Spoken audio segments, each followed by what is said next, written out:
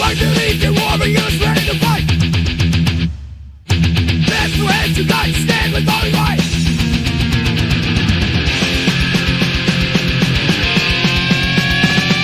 Into the shells, reignite, truth to the battle, try to ignite, rebels rise, hear the sound, metal echoes all around. He quit for some reason. That was interesting. Good Saturday morning, everybody. Hello.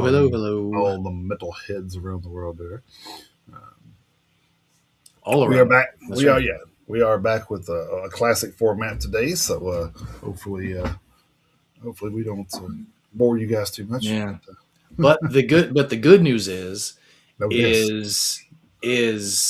things are kind of shaping up to where we could possibly be going on a run of interviews. So yeah, exactly. We're working on it. Things are kind of coming together. I know we have 3 scheduled. We've got 3 scheduled. Yep. I've already got them scheduled in the studio.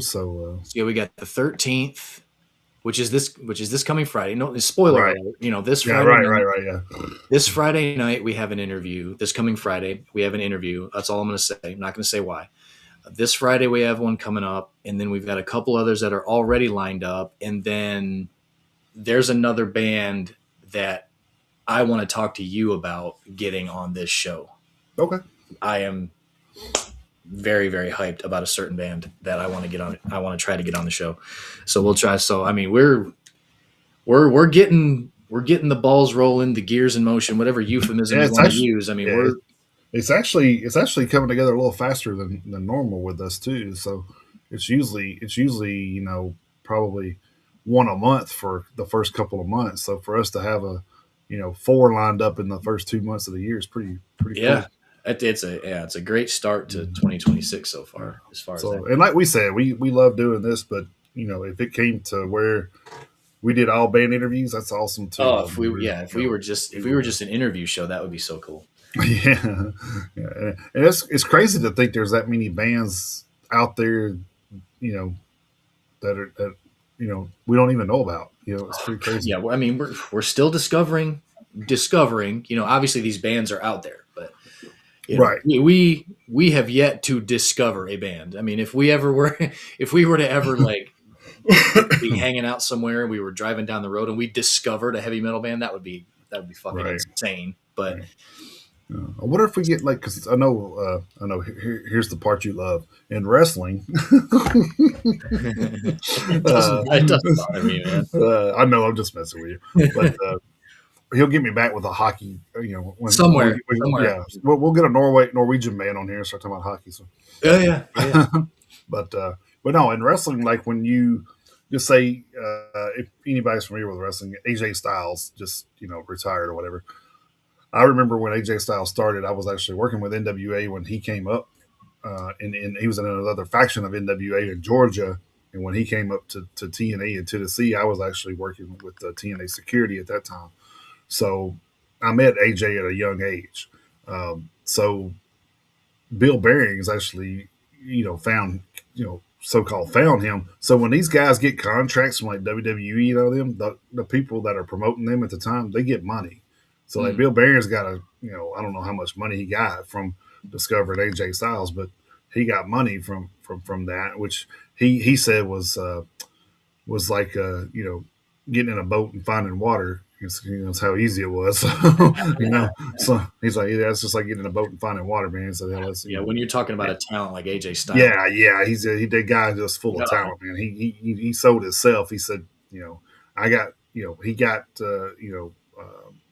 the kudos for doing so, and congrats to him too. But I wonder if bands do that too. Like if you discover a band, if say like the record label comes to you. I mean, I wouldn't think so, because I mean it's kind of a bit of difference with that, because you got management and that kind of thing a lot of times before you get to the big time. So yeah, true. So I imagine they'll be the ones. I don't know. Yeah, it's kind of a weird situation. Or if we do kind of spark a band, maybe we'll be able to be part of that band's family at some point, I guess, or something. Which just doing this, I feel like we're part of a lot of bands' families, but Well, I mean that's kind of the way I look at it at this point. And the funny thing is there's actually a lot of bands that have kind of reciprocated the feelings, which is oh, super exactly, yeah, super cool of them to do that. yeah. So, and Just we've I mean, got like I say, we were talking on air. We were talking before we went on air. We were talking about Beryl, who we had on the show last yeah, week. I mean, they've been you know cross promoting even before the interview. Like they were cross yeah, promoting and they've been cross posting afterwards. And like I say, we've reaped the benefits a little bit on social media because of that. We've had gotten some new Finnish followers, over the last week because of Barrel's appearance and what hmm they've done and plugging the appearance before and after. So I mean, it's I, cool. We can I help know. figure I out. noticed. I noticed the one band that he brought up in the interview kind of started Yep. following us too. I was like, "Oh, that's pretty Yeah. cool." Yesterday, I yeah, think so. within Yeah, the last 48 hours for sure. yeah, Yeah. yeah. Yesterday, or the day before, for sure. Mm-hmm. Yeah, Yeah. but I thought that was pretty cool. Yeah. Very cool. But yeah, Finnish bands. I mean, there's a lot of good Finnish bands over there. So I mean, Yep. hopefully we can work something out and get them on the show too at some point. Yeah. We'll We see. still have to do a little bit more digging into the new bands that have been added to Yes, the we do. alliance over there and try to see if we can get some more of them on Yeah, yeah. because Because what do they say is like 25 or 30 at this point? I I mean, think that's what they that's said. a lot Yes, of bands. yeah. Because I think there was only A what lot. 13 or so when we first talked to them about this thing. I mean, so it's more than Maybe. doubled. Yeah, I'm pretty maybe. sure it's more than doubled. Yeah, Yeah. because I know Which is a Barrel. I great mean, because we've had Barrel, we've had the Reality Machine, and of course we've had Never Fade. never fade, yeah. So we've had at least those three bands on. I Yeah. don't know if we've had any more than that or not, but maybe. I don't I, think I don't think so. I don't think I so. know the Reality Machine. We didn't even know until it came up on the interview, and you was like, "Hey, did you know they were part of the New Wave of Finish?" I said, "No." I said, Yeah. that's even better." It's pretty wild. Yeah, we found out after the fact, after Ari had already been on the show once. Yeah, that Yeah. he was fun. I was like, "Man, I didn't even know. That's crazy." Yep. But yeah, very very talented bunch of bands over there. So I mean, not just there. I mean, we'll talk about bands in other parts of the country. I'm sure later today that in the All album over. review section. Yeah. so All so over. it's kind of crazy to still be discovering bands, I guess, at our age that are still playing the same kind of musical taste that we have always been into. So Yep. it's you know and just to say this is like we've heard this many a times, and we I think me and you both may have posted this on the group page at some point, but just you hear people say, "Oh, well, rock's dead, metal's dead." Well, you want to tell them who the number one album on the Billboard is right now? Yeah. Megadeth. Yeah, Megadeth. Megadeth's new album's number one. So metal is not dead, people. No, it is not.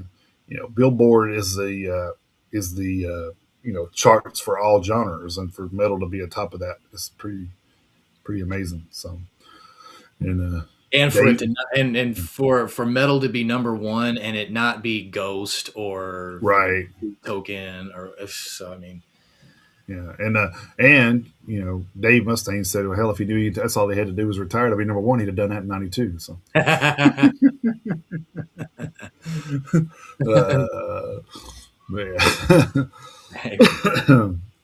Yeah. He did not say that, but I'm just saying. better late than never. Hey, better late. I guess. I mean, that's Well, the funny thing is, I mean, that album, it's number one on the Billboard charts, which is cool, and which is fantastic. But I mean, it's doing well all over the world. They've got yeah, Megadeth. They've got a number one album in like 3 or 4 other countries, and it's in the top 5, and even more than that. So, say what you want about it, because I mean, even David Ellefson chimed in on his opinion on it, and I mean, we may be we may be getting a little ahead of ourselves with some stuff. yeah, But yeah, anyway, just some general talking points. But David Ellefson was like, man, which I disagree. He's able, David Ellefson, he was in Megadeth. He's entitled to his own opinion, of course, as we all are. But even David Ellefson was like, man, it just didn't sound like Megadeth to me, which I completely disagree. But I mean, that's just two people's opinions, whatever. But I mean, but yeah, I disagree. And we talked about it when it came out, and I gave my review of it and my rating of it, and you gave yours, and everyone else is entitled to theirs. So I mean, Yeah. Yeah. but you like it at but like I've said before, with what we've talked about Tool and Led Zeppelin and stuff like that. You can not be a fan of a certain band, and that's fine. But I mean, you can't argue. We can't argue with the numbers, and whether you like the new Megadeth album or not, there are people out there who do. Yeah. And there's Well, I enough mean, people out there that do that it's up at the top of the charts right now. So. well, I mean, Metallica is one of those bands too. Even as popular as they are, there's people that don't like them. I mean, Yep. it's just part of the that's part of the where the world is. I mean, Mm-hmm. you know you don't like it, you don't listen. And that's why I have a hard time with social media nowadays. Is everybody wants to complain and bitch about what's going on, but you have the option to You just don't have scroll to. Yeah. past and shut the fuck up. I mean, You don't have to be a part of anything if you don't want to. so Yeah. Hell, I mean, yeah, you don't have to listen to anything you don't want to. You don't have to watch anything you don't want to. right, yeah, Especially in this country, you don't yeah, have to do. You don't have to watch, listen, look at, comment on. A lot of people shouldn't comment on. Just right, yeah. keep your opinion to yourself and move on. It's just it makes Well, I think everyone's the day go by a lot smoother. I, If you I just think my biggest issue with most of it is people that start going in there chiming in on stuff. It's like, dude, Google is your friend. Like, would you please just do some research before you start talking? Because that's you sound fucking stupid. that's yeah. Opinions are one thing. Uninformed opinions are another. Exactly, yeah, and I think that's kind of where the way of the world is.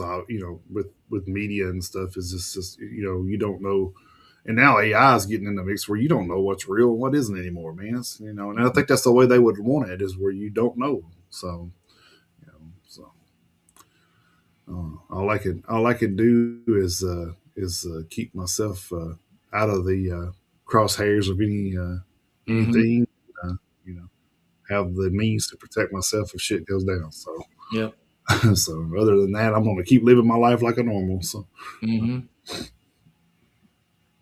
Yep. so, all right, I guess we can dive into this thing with some birthday shout outs. So not as many this week as last week, but we'll run through them probably pretty quick. So Yep. this is from the 1st through the 7th, which is today. So let's see, we got February 1st, we got Janie Lane. Of course, he was a singer and songwriter for Warrant, and unfortunately, he passed away in 2011. And I don't know if you remember me talking about this. I think I talked about it on the show, but he always was upset, and I think people think that actually pushed him to a form of depression where he Yeah. made Cherry Pie as a parody or kind of a song that he was just making fun of other he was actually making fun of the scene at the time, and then it wound up being a number one song. And Mm-hmm. I think that kind of struck him the wrong way. It's like nobody took his stuff seriously. I guess I don't know, but I honestly think the next album after that one was probably one of their best. Was it Dog Eat Dog? I think that was one of their best records. I mean, Yeah. it was way more heavier than the other ones that they put out for sure. So. Yeah. But anyway, just thought I'd throw it out there since we were talking about him. But Right. Yeah. also, I have heard that though. I have heard that before though. yeah, that's from people that were close to him too. So Mm-hmm. I don't doubt it at all. So February 1st also had Ron Welty, drummer for The Offspring. February 2nd, we had Valley. He's a drummer for Low Life X, or I guess that's what they call it, Low Life X or Low Life 10. I don't know, but I think it's Low Life X. But don't quote me.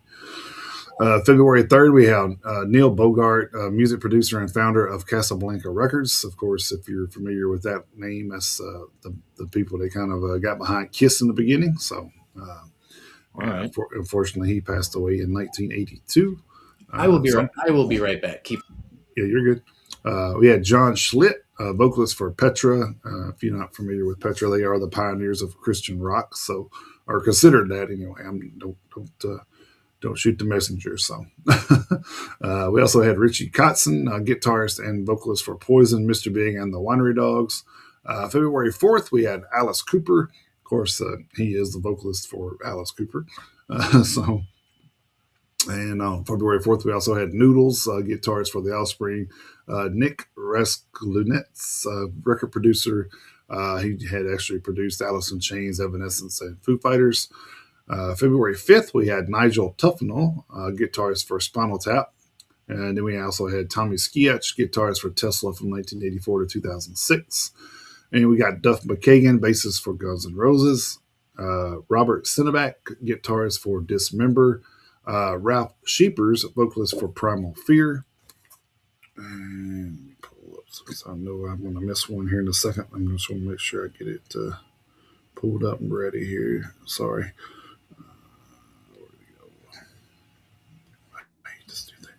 Let's see. There we go. And let's see here. On February 6th, we had Edwin Punky Meadows, guitarist for Angel. We had Axl Rose, vocalist for Guns N' Roses. We had Steve McGowan, vocalist for Weapons of God. They are friends of the show. Right. Then we had February 7th, we got Mark St. John, guitarist for Kiss and it was a short-lived guitar work for Kiss there from April to November of the same year, 84. He unfortunately passed away in 2007. We had David Bryan, keyboardist for Bon Jovi. We got Sully Erna, vocalist and rhythm guitarist for Godsmack, and then Wes Borland, guitarist for Limp Bizkit. And there's a couple that got added on today. I'll go ahead and knock those out. But we had Simon Dawson, drummer for Iron Maiden. And then we had another one in here, I thought. Let's see. Yeah, I added that Simon Dawson one pretty late. Yeah, there was another one on from Throne, I I think. saw it this morning. I was like, oh shit, you gotta throw that one on there. So Oh yeah, here we go. Throne. I don't know who just the front man. I don't know who his what his name is. So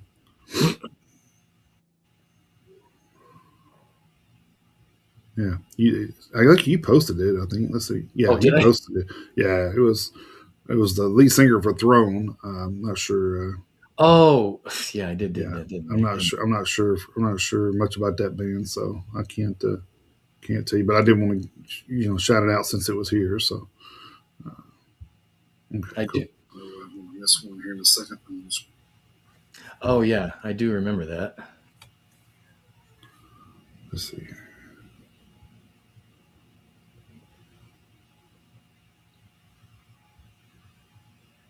Nathan Barnes. Okay, cool. Yeah, I always like to make sure we get it right. Yep, Nathan Barnes. Yep, guitarist, Yeah, vocalist. Okay, Nathan Barnes. guitarist and vocalist for Throne. So make sure we Oh shit, add the last. he's from Jackson, Michigan. Oh shit, okay. Didn't know Oh, that. okay. Neat. All right. So make sure we get those added in, Right. even though they're last minute. Want to make sure we get those in there. Absolutely. So And yeah, go ahead. and I want to give a birthday shout out to I mean she's not going to see this, but somebody in my family might. But I want to give a shout out to my grandmother on my father's side. She Oh yeah, had a birthday on February 1st. I hope she doesn't mind me saying this. 89 years old. nice. Yeah, Yeah. some good longevity there. So. Happy birthday to my grandma Taranjo. So Yeah. Then I also had two birthdays this week in my family. So I had my mother on the 3rd, and then my granddaughter Venus on the 4th. So that's right. so it's pretty busy a week for us at this household. So and unfortunately, my mom spent hers in the hospital, but she's good now though. So Oh, good. Good. but not a way to spend a birthday. No. And luckily, being at the hospital now, I can just go and check on people. So That's true. I'm like, hey, I'll be back in a minute. Yeah, don't go anywhere. Yeah, right. Yeah. Unless it's home. But anyway, there's happy birthday to all of those. And then if anybody out there listening had a birthday, happy birthday to you as well. So Yep. Happy birthday. I guess that will kick us into our news of the week. Not a lot going on, but No, not a ton. enough to report on. So And thankfully, no passings to pass Right. along. Well, that's always good that we can do that. So, So it's not all terrific news though. Starting off this week over at the PRP.com, and this one was on most of the news outlets. Omnium Gathering vocalist Jukka Pelkonen has publicly announced that he was diagnosed with lymphoma and will be stepping down from the band to tend to his health. Taking his place at live shows for the interim will be Henry Hamalainen of Shade Empire and Hallis's fame. The following statement was shared regarding the matter on the social media of the Finnish melodic death metalers on February 2nd. Quote, "It is Yuka from OG. I have to inform you I won't be able to participate on the upcoming European tour. This is because I have been diagnosed with lymphoma, and now this serious situation requires my full attention. But worry not, OG is a train which is not easily stopped. After a careful dialogue and consideration with brothers in OG, we decided to ask a talented individual to join the tour. He is Henry Hamalainen, an experienced singer and a frontman. I mean, it's kind of both, I guess, but we think he is more than suitable to headbang with OG on this tour. Here is a greeting from Henry. Also, quote within a quote. Awesome. Quote, Right. Hi there, OG family. Henry here. While I'm truly saddened by Yuka having to step away from this tour, I'm extremely honored to be called upon in the band's time of need. The trust shown by the whole band, and especially Yuka himself, means a lot to me." End quote. As a silver lining, the tour is still happening in its entirety, and we'll make sure it's going to be one hell of a ride. Even with this setback, the spirit of OG is strong, so see you all at the shows. And that's the end quote from Yuka on on top of the quote unquote from the temporary fill-in Henry Hamalainen. So we wish Yuka all the luck in his recovery, and we'll keep an eye and ear out for any updates. Hopefully, they will be all good updates. So Yeah. Yeah. Hope so. That's rough, man. Oh, man. Especially when you already got plans and tours and stuff, and man, it's yep, heartbreaking. yep. All right, I guess my first one is going to be much better. Over from Metal Hammer. Twisted Sister have been forced to cancel their planned 50th anniversary comeback tour following Dee Snider's decision to quit the band due to health concerns. The band announced their plans to embark on a world tour last September. Quote, "If you're lucky enough to be in a band that people still want to see after 50 years, how could you not answer the call?" Dee Snider said at the time. In 2026, Twisted fucking Sister will hit stages around the world because we still want to rock, end quote. Sadly, Snyder has now realized that this will not be an option for him. A statement prepared on the singer's behalf reads, quote, "A lifetime of legendary aggressive performing has taken its toll on Dee Snider's body and soul. Unbeknownst to the public until now, Snyder, 70, suffers from a degenerative arthritis and has several surgeries over the years just to keep going. Able to only perform a few songs at a time in pain. Adding insult to injury, D has recently found out the level of intensity he has dedicated to his life's work has taken its toll on his heart as well. He can no longer push the boundaries of rock and roll fury like he has done for decades. I don't know of any other way to rock," says Dee Snider. "The idea of slowing down is unacceptable to me. I'd rather walk away than be in a shadow of my former self. In the immortal words of Dirty Harry, a man's got to know his limitations." Sadly, Dee Snider now knows his. A separate statement issued by guitarist J.J. French and guitarist Eddie Ojeda reads, due to the sudden and unexpected resignation of Twisted Sister's lead singer, Dee Snider, brought on by a series of health challenges, the band has been forced to cancel all shows scheduled beginning April 25th in Sao Paulo, Brazil, and continuing through the summer. The future of Twisted Sister will be determined in several weeks. Stay tuned for updates. The band last played together in 2023, performing 3 songs as they were inducted into the Metal Hall of Fame. So, Very cool. Unfortunate news there for Twisted Sister. And I was actually looking forward to trying to catch that, honestly, when they announced it. I said, that's a band, this is part of their last trip, so Yeah. got to try to get it in. So, unfortunately, we're not going to have that option, doesn't look like. So, Yeah.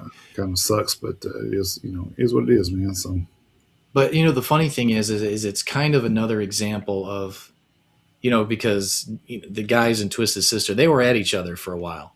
mm-hmm. So it's one of those things where, before it's too late, whether it's health issues or somebody passes away, because it happens. It's going to happen to all of us. Oh yeah, It's one of those things where, and the shit that's going on with Skid Row is another example. it's one of those things where before it's too late, I mean, do the best you can to kind of get past your issues Yeah. I thing mean, before something forces you to make a decision you don't want to make. Because of course D doesn't want to not play, but it's at this point he just can't. So I mean it's whatever the guys went through that like you said at the end of the story, they were able to get back together for a little bit in 2023. right. So I mean, but it's one of those things. I can't remember if they were on good terms during the 40th anniversary. So it's one of those things because I don't Well, know if they were able to celebrate the 40th anniversary at the time or not, because I don't know if they were butting heads or whatever. But I mean, it's just one of those things when, as you get older, it's got to be one of those things where because you don't want to have any regrets. right. So Well, you know, I mean, I'll give you a prime example of you don't have to be older either. I mean, look at if I know you probably haven't seen it yet, but the last episode of Into the Void, the series on Netflix or yeah, no, I haven't. Hulu, it's on Hulu. The last one is about Dimebag, and Phil is, I mean, he's emotional during the whole interview because he knows, he fucked up. He's admitted to it. He's like, hey man, he said that, I was in a bad way, dude. He said, there's no other way to, nobody to blame but myself. And he said, it hurts him every day to know that he didn't make those amends before, Dime and Vinny Yeah, passed, yeah. so So he, that's the thing is like even if in the case of just talking about a band, even if a band doesn't do anything together moving forward, just like you talked about, even if Pantera never would have gotten back together, just getting in a room and be like, look, man, I'm sorry and everything else. I mean, right. say what you need to Pick say, the phone up, whatever. and yeah, and square everything before you can. So yeah, even if we wouldn't have gotten, the Pantera reunion we all wanted, with Vinny and Dime and every, the I can't say the OGs because Right. because of Gary Glaze, but Yeah.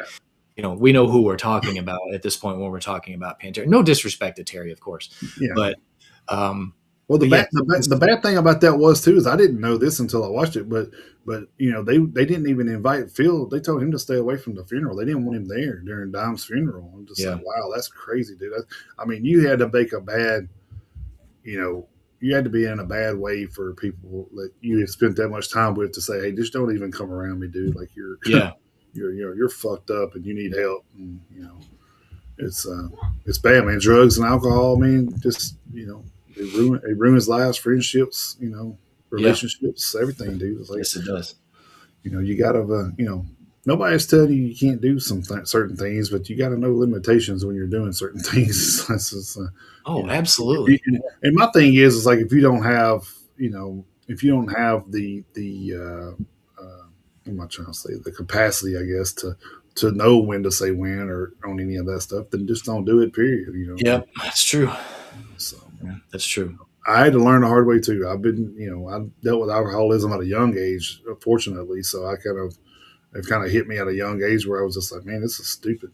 So I'm losing money. I'm spending money that I don't need to be spending on shit that's it's going in and coming right back out, and it's a fun, one night of fun, and all that money is not worth it. It would, I think that's what got me is just like thinking about the money that I was spending.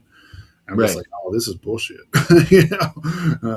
and then you kind of take, and I'll tell you right now, I'm a kind of person where I have to have an outlet, or this is my outlet now and has been for 6 years, and I love it. Right. Like Absolutely. You tell when me.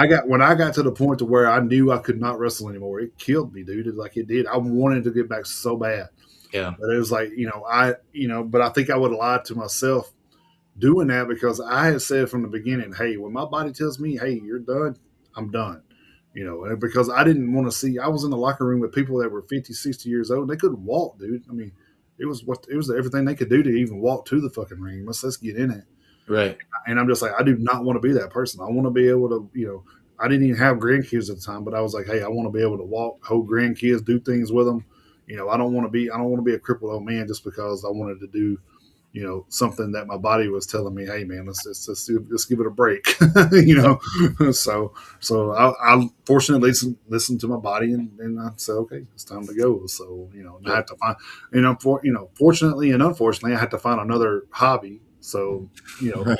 and fortunately, it wound up being this, and I just Yep. this has been this has been the thing that keeps me sane. After that, Right. but I mean, back then I took alcohol because I was a single guy. I took alcohol, turned it into the gym, and I was a gym rat. So I was in the gym 6 days a week, working out and spending all my money that I was spending on alcohol on supplements. So I was Oh yeah, I turned into turned into basically a bodybuilder at the time. So, yeah. and then of course that's what's led me in the rest. But anyway, that's beside the point. I'm just saying you always take something and substitute it for something else, and hopefully it's a better outlet. So, For real. we Yeah. see.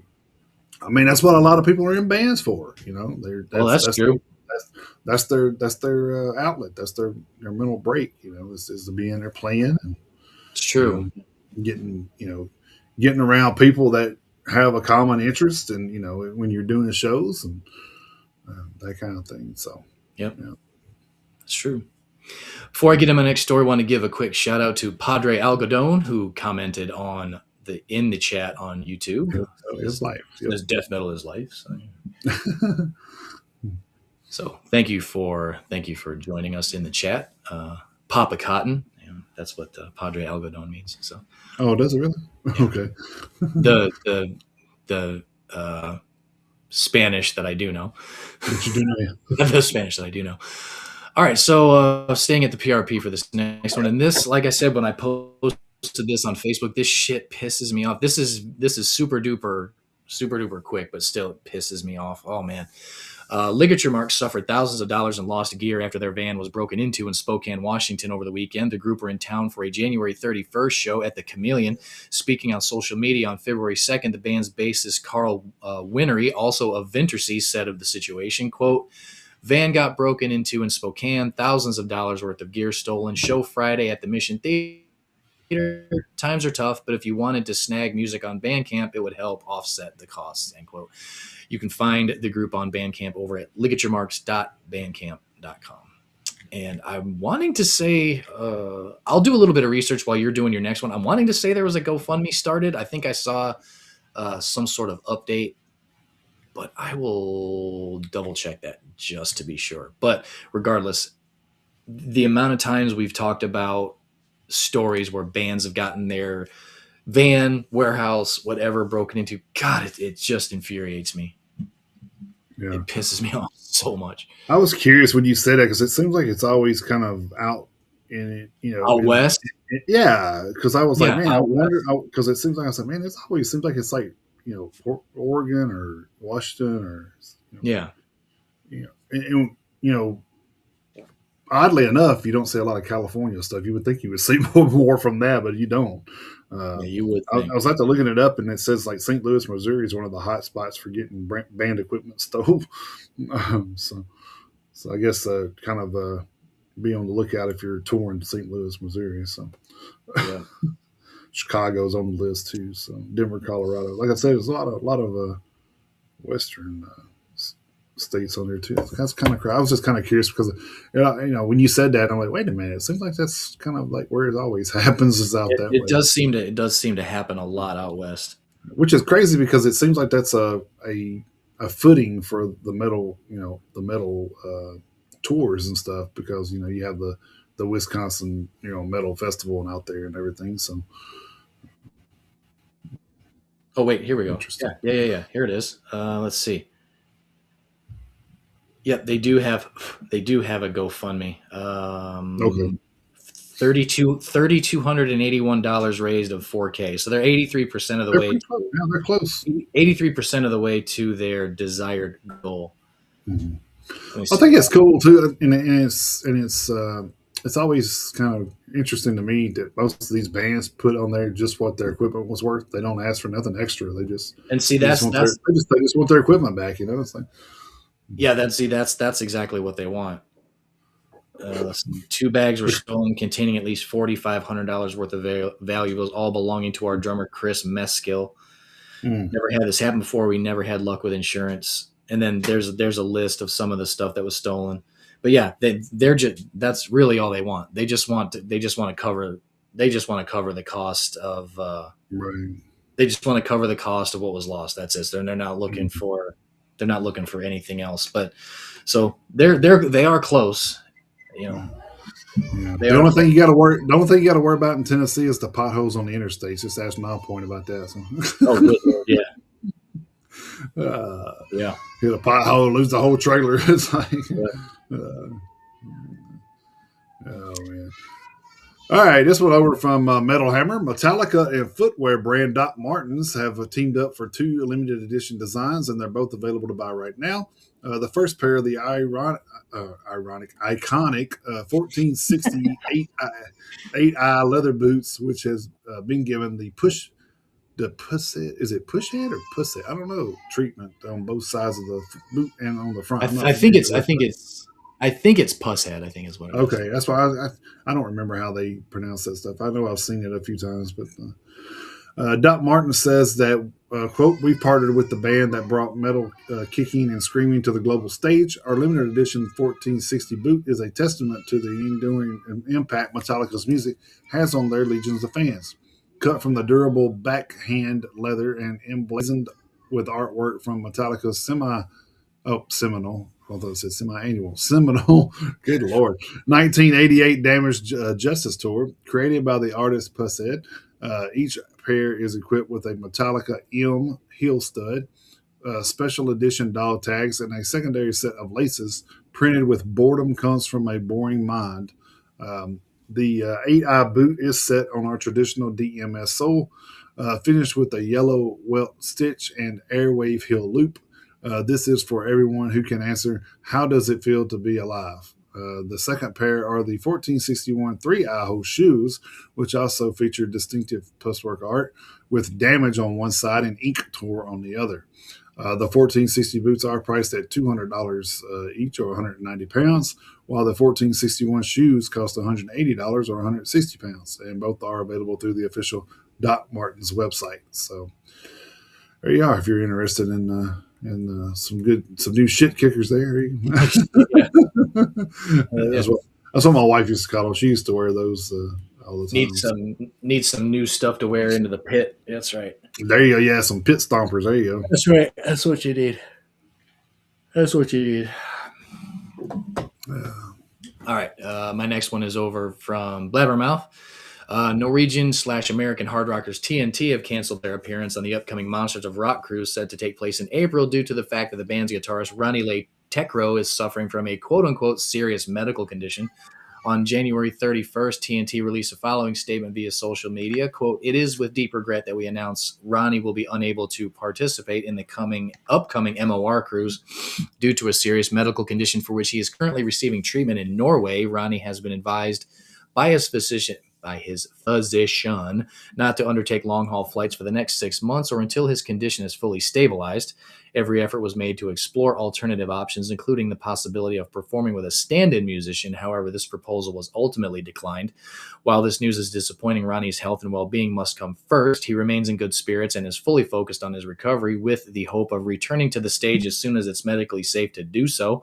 We sincerely appreciate the understanding, support, and patience of the fans, promoters, and all involved during this time, end quote. Ronnie commented, quote, I truly appreciate all the love and support, and I look forward to returning to the TNT stage late summer when the treatment is over, end quote. I mean, yeah.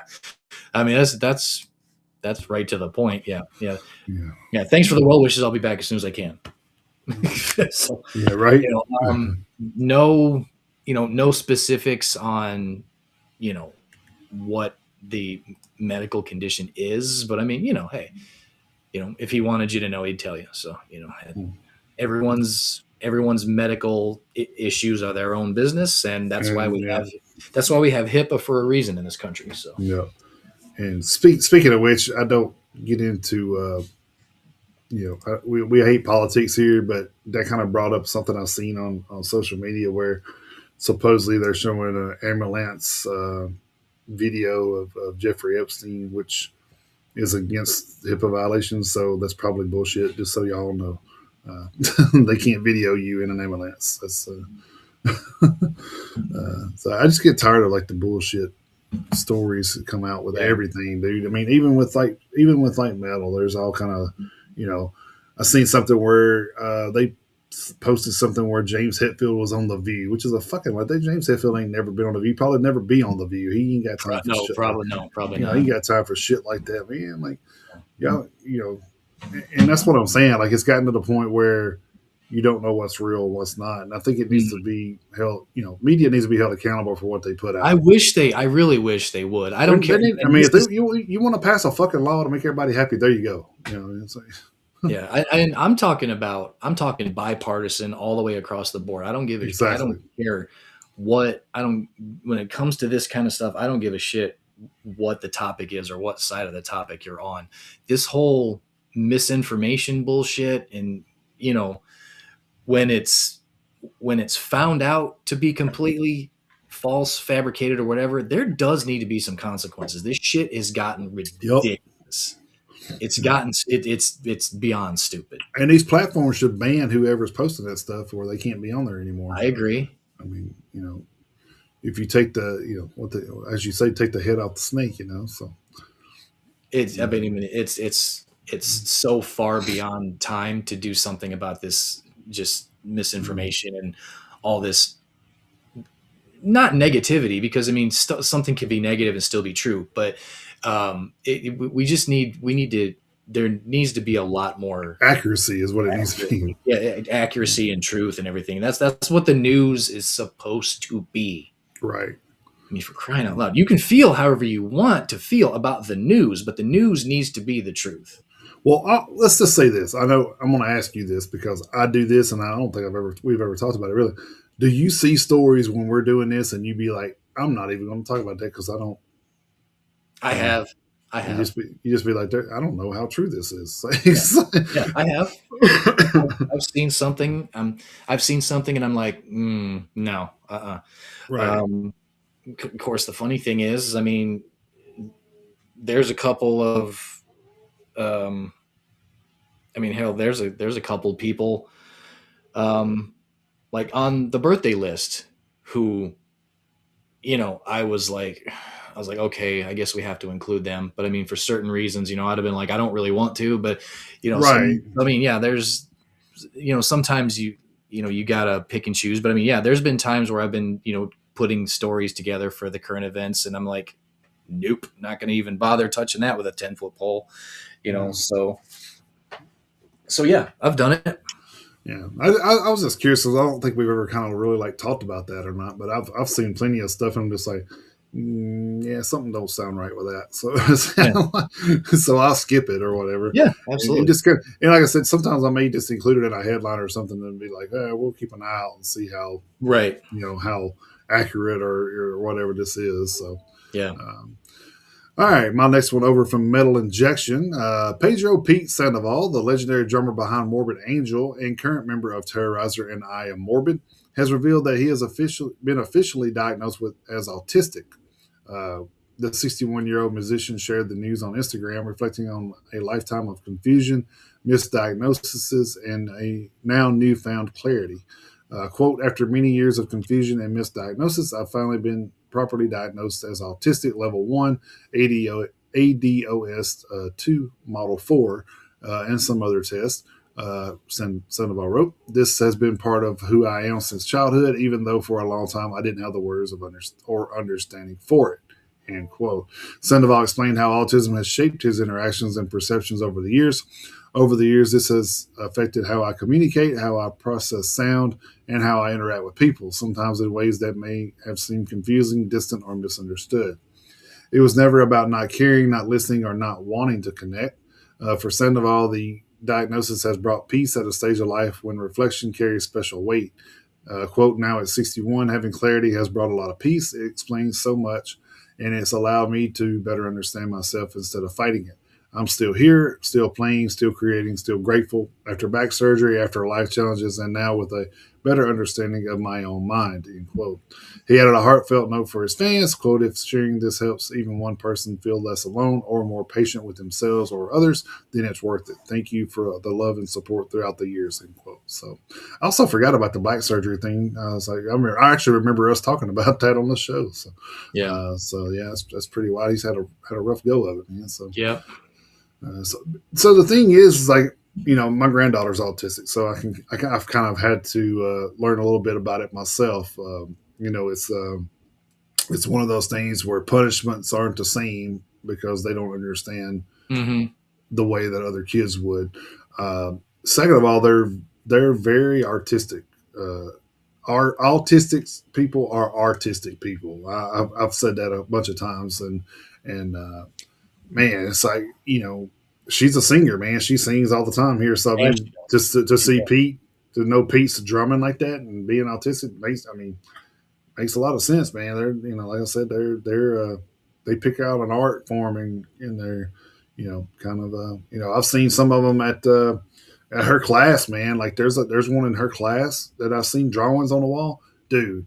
I don't know if grown people could draw like that. I It's guarantee fucking you I can. it's amazing, dude. I'm just like that's a badass picture, dude. I don't know how old this kid is, and they're like, oh, he's 6. I'm just like, Jesus Christ, man. Like how but like I said, they have a special gift, outside of autistic people aren't necessarily handicapped. I'll just say that. So, Right. No, uh, 100%. Yes. but good, hopefully, he seems like Pete seems like he's got a good mindset for everything. So, Yeah. he's just going to keep on doing what he's doing. Oh, So, sure. Yeah. And doing it well. exactly. Yeah. All right, my last one is back over to the PRP. Former Devourment bassist and vocalist Mike Majewski, I think that's how you say his last name, Mike Majewski, who went on to front Truth Devoid, has been arrested and charged with 4 counts of intoxication, assault with a vehicle causing serious Damn. bodily injury, and 1 count of intoxicated manslaughter with a vehicle. The incident in question took place in May of 2025 in Dallas, Texas. Majewski's vehicle was said to be traveling in the wrong direction in the southbound lanes on the Dallas North Tollway at 1:27 a.m. Majewski's vehicle is said to have sideswiped an 18-wheeler and then struck another vehicle head-on. A report filed by NBC DFW on May 15, 2025, indicated that 1 woman was killed at the scene, with 5 others, including Majewski, suffering critical injuries in the crash. Tragically, one of the victims of the crash is said to have perished from injuries sustained while her vehicle caught on fire after the crash, per a report from a citizen who happened upon the scene. Majewski is said to have been formally charged this week after being released from the hospital and is currently being held in custody on a $175,000 bond. So, I mean, I do kind of wonder why May of 2025. I mean, we're talking like, coming up on almost a year ago. I wonder why it's taken so long for the details of this to come out. But That is kind of crazy. Yeah. but I mean, all that aside, I mean, if you ever needed an example of why you don't drink and drive, I mean, there you go. Yeah. I mean, I have pretty strong feelings about. I have pretty strong feelings about drinking and driving. Yeah. I will save those for another day. But just I mean, just don't do it, folks. Don't do it. Please don't do it. I mean, come on, just don't. All right. I guess my last one here is from Metal Injection. This one's going to be a little bit dramatic, so just bear with me. Okay. All right. Shinedown have pulled out of the 2026 Rock the Country festivals days after drummer Barry Kirch publicly criticized rapper Ludacris for exiting the same lineup. The festival, led by poet laureate and Mensa member, I don't know if that's what they call it. They're being facetious. Yeah, Kid Rock was set to feature a mix of rock, country, and a handful of rap acts across 8 U.S. cities. In an Instagram statement, the band explained their decision. Quote, Shinedown is everyone's band. We feel that we have been given a platform to bring all people together through the power of music and song. We have one boss, and it is everyone in the audience. Our band's purpose is to unite, not divide. With that in mind, we have made the decision that we will not be playing the Rock the Country Festival. End quote. They continued acknowledging potential backlash. Quote, we know this decision will create differences of opinion, but we do not want to participate in something we believe will create further division. And to our fans, thank you for supporting and believing in us. We love and appreciate you always. All love and respect. Shinedown. End quote. The festival had drawn attention for its unusual and pretty right-leaning lineup, which paired rock acts such as Creed, Leonard Skinner, and Danny Warsnop with country stars such as Jason Aldean, Blake Shelton, Jelly Roll, and Brooks and Dunn, along with rap appearances from Nelly and Ludacris. Ludacris dropped off the bill just 4 days after it was announced, with his representatives telling Rolling Stone it was a mix-up, lines got crossed, and he wasn't even supposed to be on there. Kirk addressed the controversy on the Vinyl Road podcast, defending his criticism of Ludacris while also clarifying Shinedown's initial stance on playing the festival. Quote, I don't care. I'm just going to go play a show. I really, really don't care. You can keep your politics to yourself. I have no opinion one way or the other on Kid Rock. I love his music. This is about music. Ludacris wasn't tough. I mean, it's not like he needs the money. Geez, if he's not tough enough to stick it out, then that's just silly. That's just him being a coward, in my opinion, end quote. So that's kind of what was said in the beginning. And then, of course, they pull out too. So it's kind of like, man, you just opened up a whole can of worms over, the thing that bothers me, I think, is they said, they kind of contradict themselves in the statement that they said. They said, we are here to bring people together through music or whatever, but we can't be no part of this division. Okay, then you're just going against what you just said. Why don't you be the band of opportunity and bring everybody together if you think it's dividing people? I don't understand that. Like, either it's dividing or you're bringing them together. I don't it can't be both. I mean, you can't do both at the same time. That's just not how it works. Yeah. So like I said though, if music's meant to bring everybody together, then just go out there and play the music and bring everybody together and leave your politics out of it. Like, we already know that you guys have a lot of that stuff in your lyrics. We know that. That's fine. We like the song for what it is, and we don't need the explanation. And who you like and who you hate, and we don't need all that. Like, just go out and perform. And I'm like that too. Like, I went to a festival, and there was a band, The Used, was on. That's like the only thing that I would have listened to at the time frame. So I was like, well, I'll just go over there and check it out. I mean, I like two of their songs. So, and hell, they didn't even get through one song, and they were just like, F this politician and all this. I'm like, dude, like, really? Like, I don't come here to hear that shit. Like, to me, concerts, wrestling, anything, movies, anything entertainment wise, is to break away from those parts of everyday life. You have to have some kind of, like I said, you got to have some kind of release, Right. Of stuff. So, I mean, it's I don't know. It's just, I don't know. That whole thing's just weird to me. It's like, how long have you been booked on this show with Kid Rock, and how long have you know which way Kid Rock leans politically? It's like, you already knew it was. If you already knew that, then, and you've been on it for, the bill for 9 months, then why are you just now taking a stance? Yeah, why are you just now saying? It's just, it's all just getting exhausting. It really is. It's all getting exhausting. Yeah. And the fucked up thing is, it's even starting to fucking find its way into this. It's just, I mean, it is. It's like, we don't intend. No, we don't even want to talk about these things. No, we don't. It's part of every news outlet. And we're just like, dude, like, you can't fucking win, man. It's just, you can't. you just can't win. But I think we've been pretty upfront with everything on this show about we don't care. We're not. I lean toward the side of common sense. I don't give a shit what political side you're on. If it makes common sense to me, then I'm just like, okay, I get that. Or, my whole thing with everything now, and like I said, we go back to the media, is, but when media posts something, I'm just like, let's pump the brakes and let's get some facts here first before we start running our fucking mouth. So and that's kind of where I'm at. I try to like, I don't, they say, oh, what's your opinion on this? I say, I don't know. I don't have all the information. I mean, it's the bottom line. Like, if,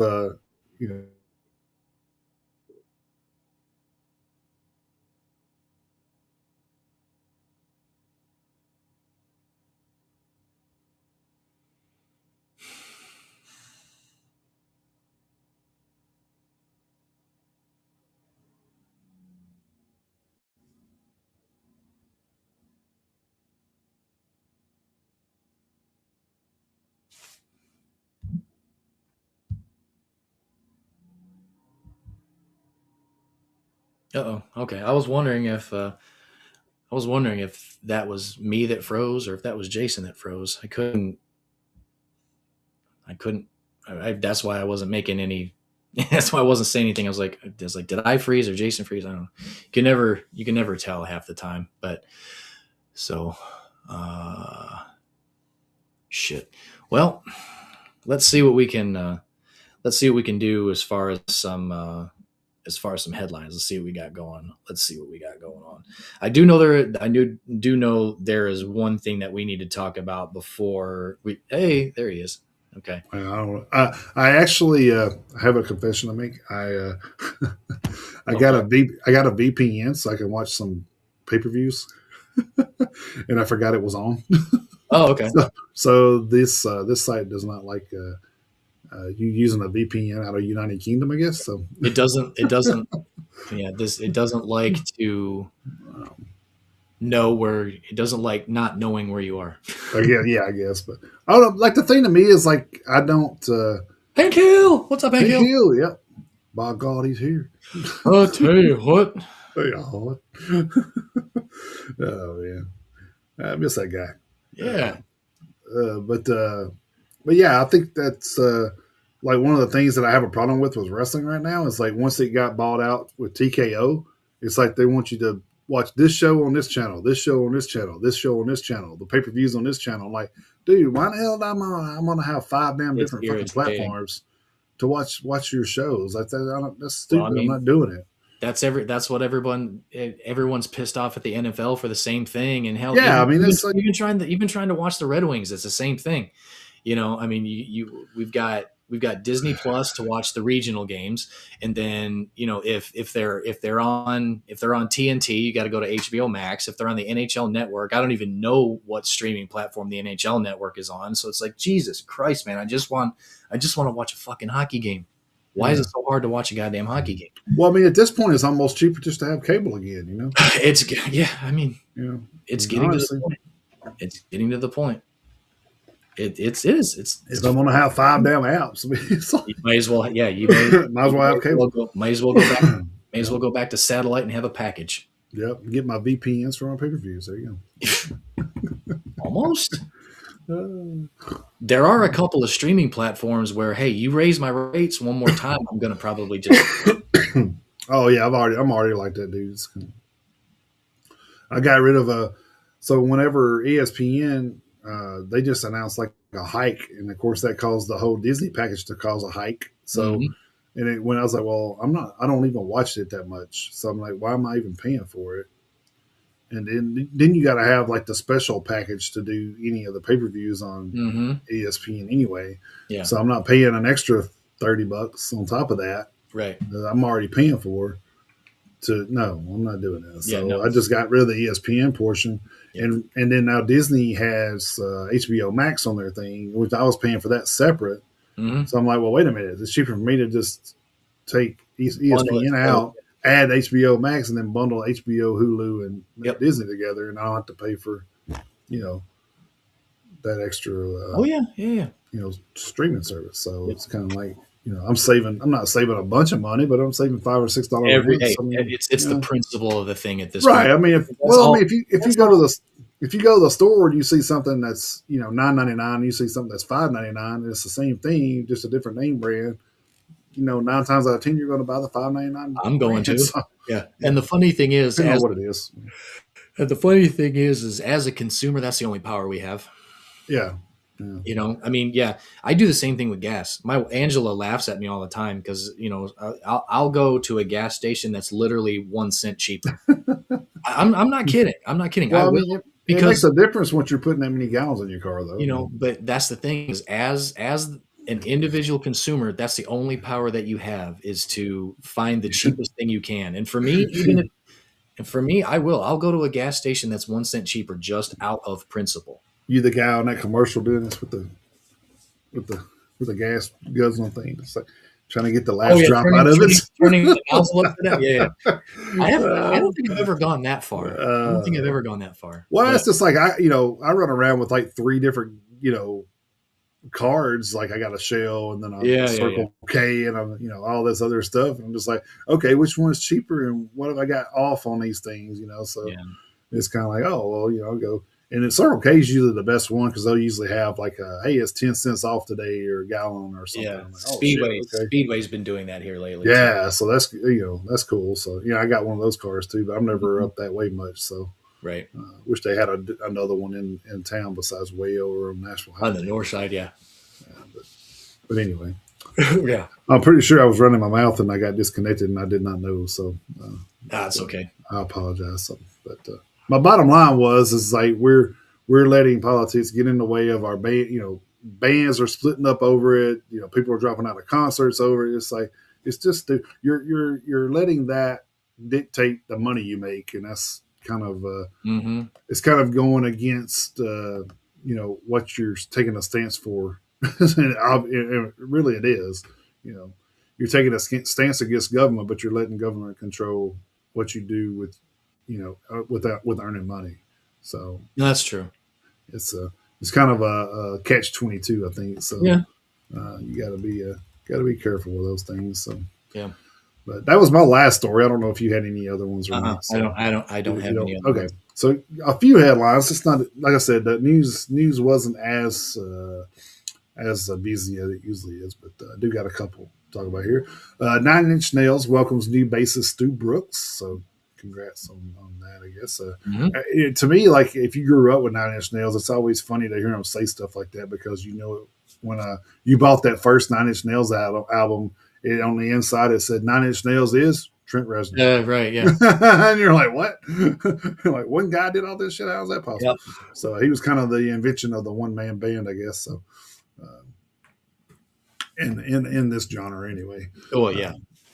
So also Bruce Dickinson is recording his next solo album in Dave Grohl's Studio 606. It says 606.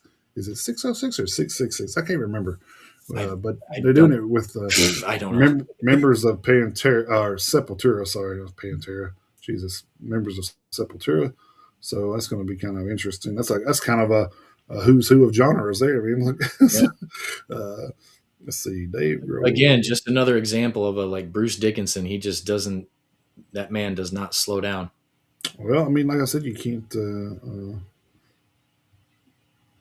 You cannot hold. You cannot hold. It does say. It does say 606, but the film. Oh, okay, that's what it was. Because like the film that they did back in 2022 was based on that, but they used 666 because of Right. being metal. So, Yes. But yeah. But okay, so it is 606. Okay, I'm just making sure because I don't want to. Like I said, I don't want to give out. We don't want to be wrong. So. Furnace Fest sold to new owners after financial losses. Founding partner Johnny Grimes steps away.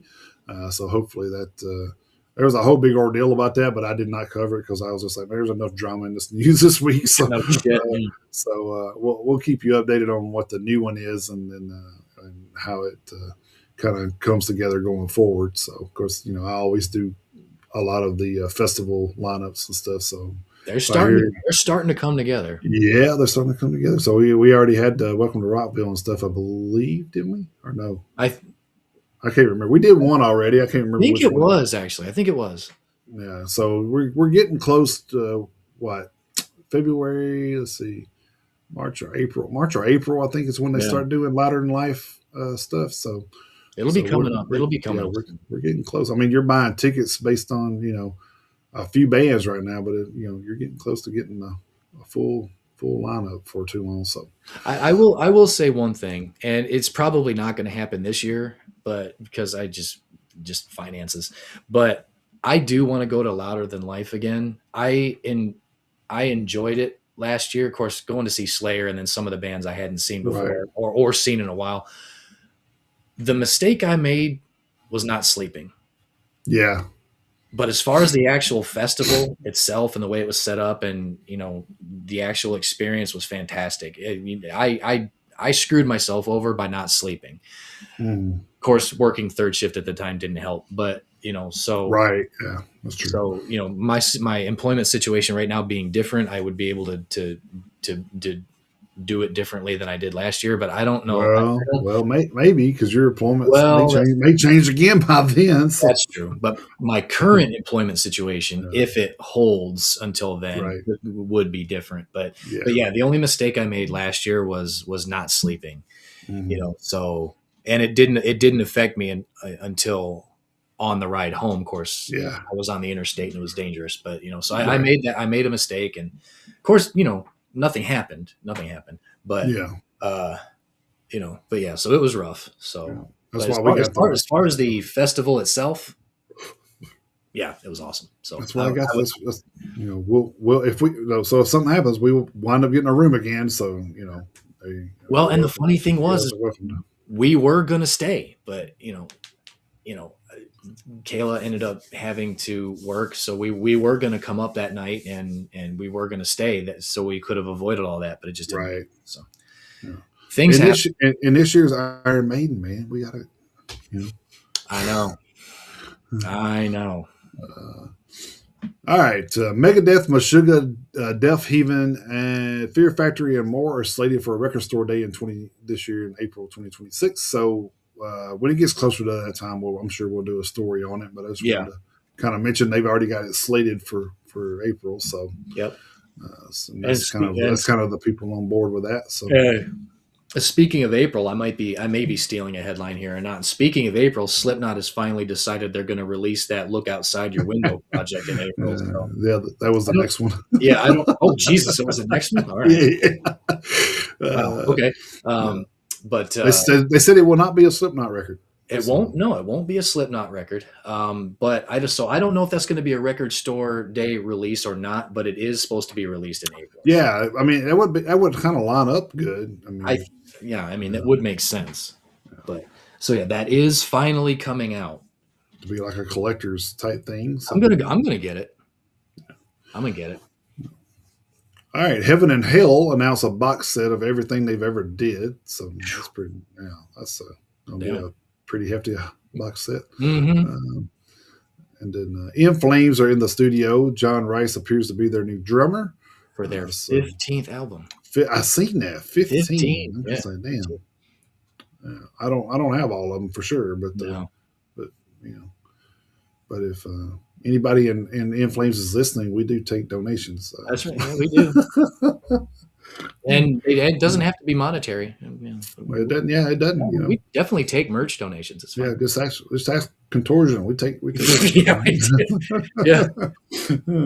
That was a very pleasing box to open. Yeah, honestly. that was a fantastic care package. I was like, "What all is this shit?" Like, Jesus Christ, man! Like, you didn't have to give us everything you've ever did. Yeah. We just asked for the new one, which was very appreciative. Above and beyond, man. Yeah, man. What Mark did for us, man, that was so cool. Yeah, and I'm glad that that all worked out because it almost didn't. So so it's good that we kind of broke him in and saying, "Hey, all podcasts aren't the same, dude." Right? Yeah. So, then Ozfest teases a possible 2027 resurrection on social media. That's please let that be true. Please let that be true. Well, I think it's going to be. So this is my thing. I think at this point, if you do it, it's almost going to have to be like a Nativity in Black kind of thing. That's fine. Where it's like an Ozzy tribute. That's fine. Man. I think the thing that I would like to see in that is like every band that's on it do an Ozzy song through their set. Oh yeah, I think that would be cool as shit. That'd be awesome. But let it be the actual traveling festival. Yeah, like it was in the 90s and into the 2000s, but like it was in the 90s. And yeah, a one-day festival to where it's manageable. Everyone can take a day off or 2 days if you need to recover. But I mean, it doesn't have to be. You don't have to devote a whole weekend or a whole week or whatever. Have it be the one-day festival and all that good shit. And yeah, I'll go. I will definitely go to a resurrected Ozfest if it is in that format. I absolutely will. And the funny thing is, a lot of people are like, man, it can't be Ozfest without Ozzy. It can. Because it's a tribute show at that point. It's honoring a legacy and it's a tribute. And heavy metal didn't die with Ozzy Osbourne. Right. We're not trying to, obviously no one's trying to disrespect Ozzy, of course, because who would be all about it, Ozzy'd be all about it. Oh hell yeah! So yeah, he'd be all about it. So Either that, or you could just have Zach Wild do Ozzy songs. On his set. he would too. I mean, he would. Yeah. Man, there's a lot of times I hear a Black Label song, I'm like, man, you could tell he's hung around Ozzy too long. Yeah. So he gets some of the vocal stuff going on there, and it sounds a lot like Ozzy. It's kind yeah, that's true. It's kind of But I unreal. mean, but again, hey, there's your influence. That's true. Yeah. There's your Well, influence. like I said, if you spend that much time with somebody on tour, and you pick it up. I mean, it's just one of those things you just pick up. You've been around somebody for that long. I mean, So you're saying you gain things by osmosis? Yeah, I like it. Fuck yeah.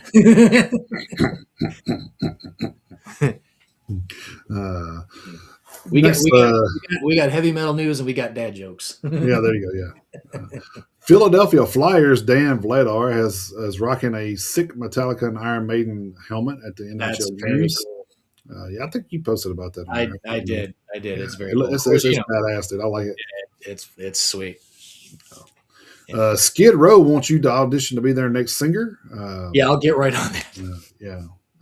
It'd be funny if Sebastian Bach kind of audition. That'd be kind of hilarious. If he did like a Chad Powers kind of thing.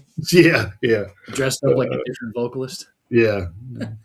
That'd be kind of funny. Of course, I mean, shit. I don't know how you would. I don't know how Sebastian Bach would go incognito though. I don't know how the hell he. So here's my thing with all that too is like Skid Row doing this, but do they not watch any kind of shows? I mean, there's like 5 singing shows on TV. That's true. That you would be able to be like, oh, that dude would be perfect for the band, or that woman, or whatever. I mean, it's a guy, it could be a female. I mean, it could be. Absolutely could.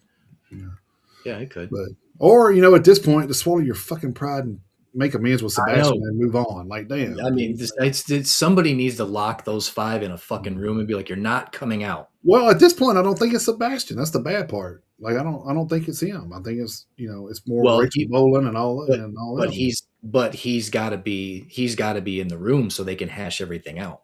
Yeah, he would have to be in the room to hash it all out. Well, I mean, he's already said that he's willing to bear the hatchet because he wants to put out music that they never got to put, that they've written and never gotten to put out, and he can't put it out because they'll fucking sue his ass. Yeah, Pierre. So, I mean, you already have music to start on. Yeah, ready to go. Yeah. So I mean, why not just fucking make amends and get I don't know. I mean, he must travel on different buses. Fuck, who cares? But he must have. Well, see, that's the thing is if you truly put everything behind you and bury the hatchet, that can't be. Well, I know, but I'm just saying. But still, I mean, he must have just pissed them off so bad because I'm sure he did because I mean they fucking hate him. Yeah.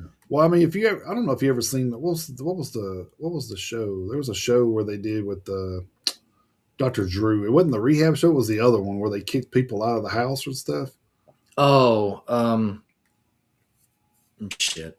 You know what I'm talking about? I know this show. Yeah, I know this. But they had he was on it, and then and then Vanilla Ice was on there, and they were trying to team up together to get everybody out, and then Vanilla Ice turned and voted for Sebastian Bach to go, and Sebastian lost his shit. Dude. He's about to whoop his ass. Yeah. I was like, wow. Yeah.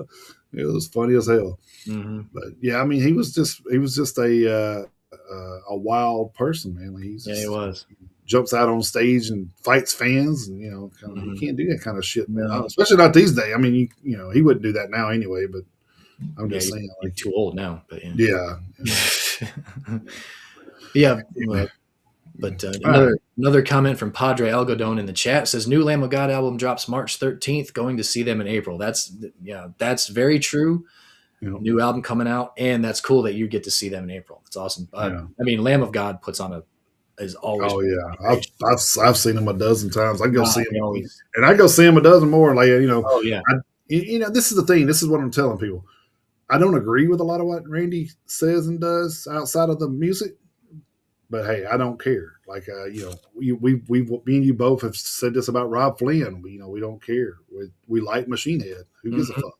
Yep. You know? And yeah, and that's that. But that's the thing is like Rob Flynn, Randy Blythe. What they do is they go up there and they perform and they go home. That's fine. Right. Yeah. I have It's nothing. no Yeah. problem. They don't try When to they're preach to you. when they're posting stuff on their own social media, Well, that's their. I mean, that's that's their them. right. That's You them. know? They can absolutely do that. And so I have no problem with that. But you start doing that shit on stage when I paid to see you, then we're gonna have a problem. But they don't Speaking do of but they don't do that, and that's fine. Hey, this, you know what? speaking of them, he also is in the Into the Void, the part where he got arrested and stuff's on there. So yeah, you definitely got to check that out. So there's a lot of good little documentaries on that thing. So Yeah. it was like eight different episodes. So. Yeah. Padre says as long as Randy doesn't pull a Green Day on stage, I'm happy. Concur. Oh, yeah, Yeah, absolutely. That's exactly. Fucking Yeah. literally, man. No, you're That's the 100% right, man. I just read that this morning when I was Yeah. like, Jesus Christ, dude. Yeah. No, yeah, Padre, you're 100% right, man. Whatever. That's the thing. Yeah. Keep it off stage. You know, if it's on Instagram or whatever, your own, your social media. Hey, have at it, man. Well, the thing is like if I bought a ticket, just play the songs, man. That would be like people surprised by like, Helmet or Misfits saying something about government. I mean, they're a punk band. Yeah.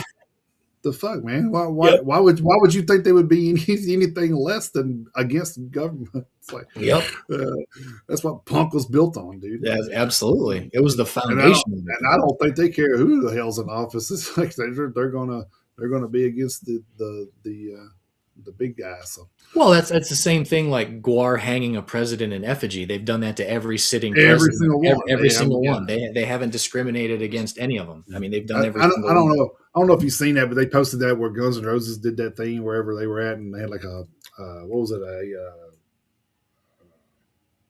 pinata. They had a pinata. And I said, man, Guar sees this, they're gonna sue your ass. Like, right. Motherfucker, I saw her skit. You Yeah. shit, yeah. But anyway, all right. Moving on. The president, vocalist. Speaking of presidents, not that president, but the band president. Right. Vocalist blast comparisons to Sleep Token as lazy, which I don't know if he's heard the two bands side by side, but sometimes it's a little more accurate than he may want it to be. I actually haven't listened to anything by President. I haven't. I actually haven't. I mean, it can definitely be put in the same category. I think if you. Oh, for real? Okay. Yeah, I mean, no, they don't sound exactly the same or nothing, by no means. But I mean, from what we know, Ghost, Sleep Token, and all that stuff can probably be kind of put together. Which kills me about Ghost is because I remember when Ghost first came out, and I said this before, is like they were a pretty pretty much death metal band at that point. Yeah.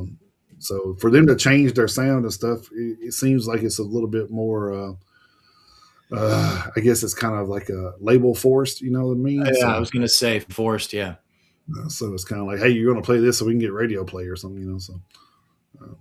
But that's that's weird. To me, Tobias Forge doesn't seem like he could be swayed like that. I'd be like, look, this is yeah. So he doesn't seem like that kind of person where he wouldn't go, well, if that's your caveat, then fuck you, I'm out. So right. So I don't know, but I do kind of agree with you. The about face from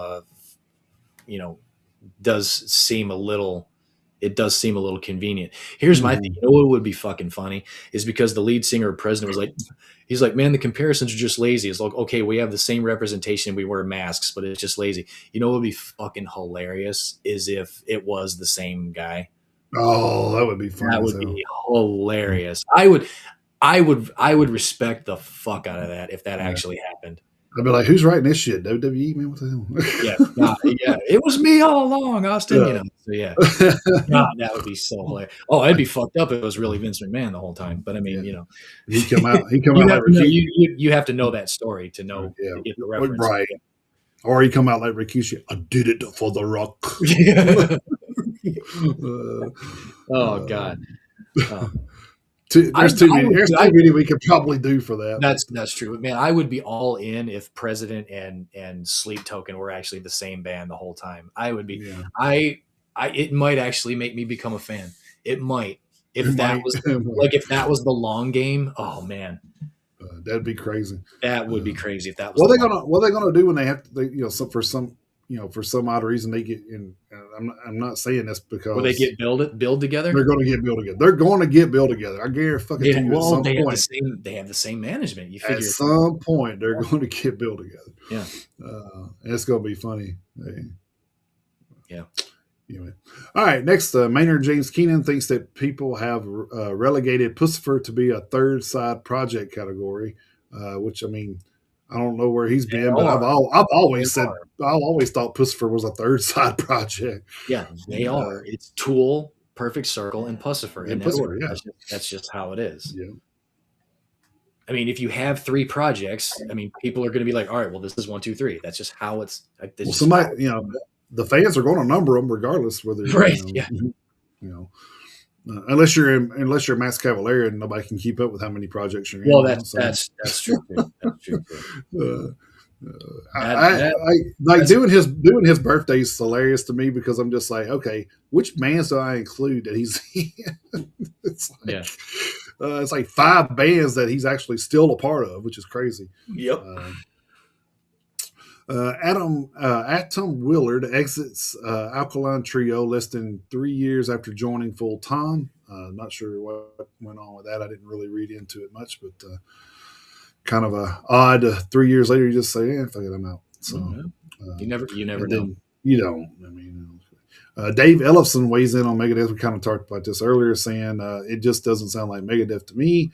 Maybe because you're just jealous because it's a #1 album and you're not in it anymore. Maybe. But yeah, because like I say, I disagree. I think it absolutely sounds like Megadeth, and I think it sounds. And I do. And if I was Dave Mustaine, I would bounce back with, well, it's because it's better. It's better because we got a #1 album, and they said it's all because of the bassist. We haven't heard Dave's rebuttal yet, so he might say something like that. Who's to say that he won't? Oh man. All right, that was all of the headlines I had. I don't know if you have anything to add to that, but well, I mean, I took the one that you had, and then we talked about the Megadeth album. So So we got to talk about people in and out of bands. Have you heard the new Alyssa White stuff? I heard the song. Shit, I listened to the song yesterday. I can't remember the name of the with the guy playing the piano, and I know that sounds bad, but that's the breathing song or whatever. Yes, yeah, I listened to that one. It's okay. Yeah, all right. Well, I was a little skeptical with how it started, and I was like, oh, right. Okay. So I want to ask you this because I know you're a bigger fan of Arch Enemy than I am. Do you think that maybe she kind of went off a little bit because she got a little bit of with the Deceivers, she got a little bit more room to do some clean stuff? Do you think that maybe kind of why she kind of got away from Arch Enemies because she was kind of like leaning toward more doing other stuff, clean stuff because of her vocals? Maybe. Honestly, I don't know. I'm wanting to say no because when she was in the Agonist, they did both. Right. So and the funny thing is even when she was in Arch Enemy, she was still doing guest stuff all the time where she got to do both. I mean, she That's did. True. She appeared on Metal Allegiance. She did the clean part on We Rock. The tribute cover that she did. She did that song with Nita Strauss. Yes, I mean she did. So yeah, she did plenty of stuff. She's done so many guest spots because she's got such a great voice. And she's got that versatility that she can do the gutturals or the cleans. But I mean, so she's done. I think she's done guest spots for Camelot. I mean, I could be wrong, but I know she's done a ton of guest spots. I think she did one with Avantasia. I mean, yeah, she did the clap with Nita Strauss. I mean, so she's gotten plenty of opportunity to, quote unquote flex her vocal muscles. Mm-hmm. She's been able to sing clean. Hell, even Michael let her do cleans in Arch Enemy for the first time because Arch Enemy never did any cleans with Angela Gossow. Never. Yeah. Not once. Not even like a hint of cleans with Angela Gossow. And so, I mean, she got to add that new element to Arch Enemy. So I don't necessarily think that's why. Okay. But I mean, I was just kind of curious because if you're asking my opinion, I'm gonna Well, say no, I'm most yeah, I definitely know. asking an opinion because we don't Yeah, know. I I mean, know. we don't. You know, I wish I knew why, because I mean it seemed, their stuff with her as a singer was awesome. yeah. It's Well, what it kind of seemed made like they were putting stuff out like every couple of years too, so they yeah. were staying like on top of getting new music out there. Yeah, so I don't think it was for I don't think it was definitely, well, I'm leaving the band because we haven't been doing anything. That's not the Right. case. I mean, yeah, they weren't stagnant. They were touring, they were recording, and so I don't know. I don't know if there was any internal strife or anything, because we still haven't heard Right. any And rumblings of any animosity. So I have no idea. I also wonder if it had anything to do with her relationship too, with With Doyle Wolfgang von yeah, Frankenstein? yeah. I almost wonder if they didn't see each other enough because she was an arch enemy, or I mean, or what the maybe, case. but also Doyle Wolfgang von Frankenstein hasn't left the Misfits. Well, I mean that's true. But I mean they're probably not as torn as much as arch enemy was either. So. Well, no, that's also true. But But I seen him at a lot of their shows, so I know he wasn't torn at the times. yeah, but the funny thing is all this could be possible, but I also doubt it all at the same time. I mean, I doubt Right. it's true, but I wouldn't be surprised if it was. Or, but yeah, that's the thing, is we haven't heard Yeah. anything, I mean, which is honestly, weird. It is we're weird. and just let everybody know we're just speculating. We are. It's We all don't know. speculation. We have no idea. We're not going to come No out here and tell you that's what's happening because we don't know. No, We're not like not that. a clue. But it's still interesting to me because, like I said, when I heard that song, I'm just like, man, that's. Yeah.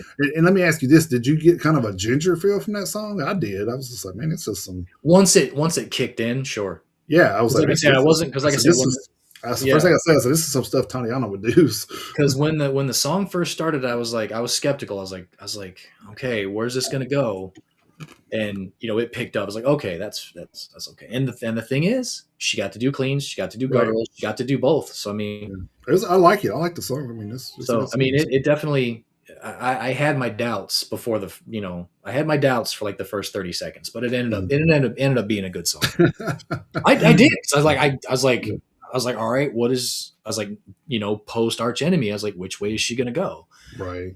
So we'll see. Because I mean, because that's the thing is, no matter what she does, I mean, now she's going to be the former singer of Arch Enemy at this point. That's just Right. what it's gonna be. And fair or unfair, or whatever, because when she first joined Arch Enemy, it's like, all right, she's the former lead singer of the Agonist, and then she Right. became the lead singer of Arch Enemy. Now she's the former lead singer of Arch Enemy. Mhm. So that's going to follow her around, especially until she gets into another band, for one. Then she'll be the lead singer of X band or whatever.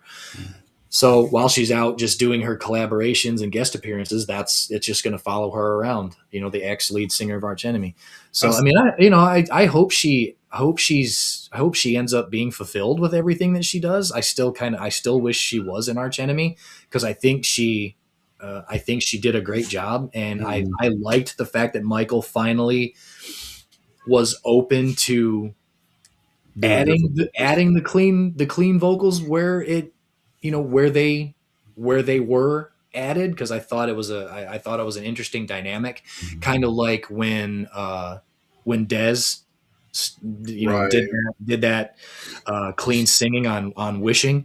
So I mean, I know a lot of people, this it's just one of those things, because there's a Facebook group that I follow, and there was a meme that I saw the other day when I was at lunch, and then I can't remember the actual visual content of the meme, but the caption of the meme was, when your favorite death metal band adds clean vocals to their sound, and like you go to the then you go to the oh no, I know what it was now. That scene in The Walking Dead when Carl kills his mother and Rick Grimes is doing his oh no, oh Yeah. no. That was the actual video in the meme, and then the caption was, when your favorite band adds clean vocals. Oh my And god. and then Oh. people in the comments were like, oh man, if my if there's clean vocals, I'm out. It's like, really? You are that pigeonholed and closed mind.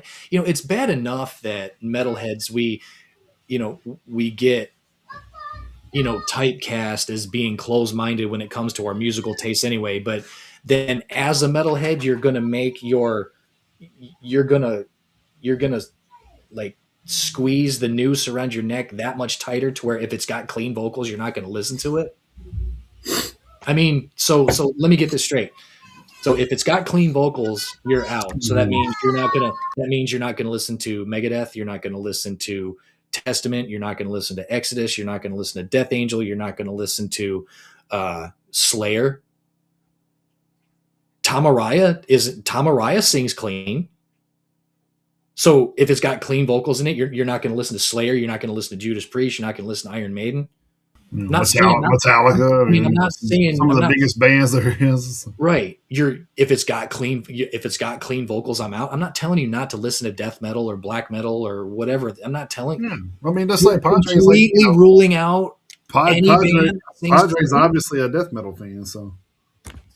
But I mean, yeah, Padres a death metal. Yeah, he's a death metal. But here's the thing, Padres a death metal fan, but here's the thing: is Lamb of God. Every now and then, Randy does sprinkle in a clean lyric here. Oh yeah, every once in a while. Yeah. So does that mean Padre is going to stop listening to Lamb of God just because Randy sprinkled a clean lyric in there? I would hope not. That makes no sense. That doesn't make any sense. That's just like if you're cutting off your nose to spite your face. Oh, if there's any clean lyrics, I'm out. What the fuck's wrong with you? And I'm not going to get ahead of myself, but I'm just going to tell you there's a surprise in the theme of the week that I never thought I would ever put this person on a theme period of heavy metal. But I listened to a song and I'm just like, holy shit, this damn thing hits. Like it was good. But so I don't want to get ahead of myself though. But but I will say that because like you're saying though, is like I would have never in a million years would have that name popped in my head right off the top with anything as far as metal and be like, oh yeah, I want to listen to this person. No, I would have never even thought about it because it's just not a go-to. When you think metal, they're not a go-to person for metal. So. Yeah, I don't. People, like I say, people are entitled to their own opinions, but that's a weird flex. It is, yeah. That's just a weird flex because I mean you're ruling out, like you said, some of the greatest heavy metal bands of all time just because they don't. Yeah. I mean, come on, man. Although there are a lot of great bands that do that. So. Of course there are. Yeah, absolutely. I think that's the thing that I think that's another thing that really with metal that you don't get with other genres is the so many subgenres. I don't think you can listen to country and be like, oh yeah, we got 30 subgenres. No, there isn't. Not even. You might have 5 or 6, but And I don't even think you have that many. I really don't. In country, I don't really think you have that many. No, they may. I mean, it's, I don't know. I mean, I'd definitely. Of course, most of it now is done kind of borderline pop, so it's kind of like they're not even country anymore. But I mean, that's just the same with pop music. It's just pop music. You don't ever hear somebody say, "Oh, well, this is rock pop or country pop or you may get something like that, but you don't ever hear, "Oh, this is groove pop," or Right, yeah. It just metal. This is popcore. You don't hear popcore. Popcore. Oh, good Lord. Man, you know what? You need to stop talking right now, or someone's going to actually create that, and it's going to be awful. So yeah, well, and then we'll just have to tell them how bad it is on the show. So I mean, it's like that's what we're here for. All right, I guess we need to get into some hitting the road. I don't know how many you got, but I did still one. So look who it is. Oh my goodness! What are you doing in here? What are you doing? Oh my goodness! What are you doing in here? Well, you've been in here the whole time, but what are you doing awake? You're supposed to be quiet so Mama could sleep. What are you doing? Huh? You're on YouTube right now. among other things, yeah. I do got one hit in the road here. Motionless in White announced their North American tour with Lorna Shore, Fit for a King, and Static Dress. That kicks off July 14th in Bridgeport, Connecticut at the Hartford Healthcare Amphitheater. and ends on August 15th in Sterling Heights, Michigan, at the Michigan Lottery Amphitheater. So Yeah. that's the only one that I kind of took. I know Okay, there's that's fine. I know there's a lot out there, and I didn't have any. I didn't have any festivals to talk about, so I said, "Well, I'll still the one that I wish I could go to, but it's not nowhere in Tennessee." So, Yeah, that's fine. All right. So for what? What? What is it? Eat your breakfast over there while I read this. All right. Okay. she's I have like, to, I have to do stuff. All right. Hang on.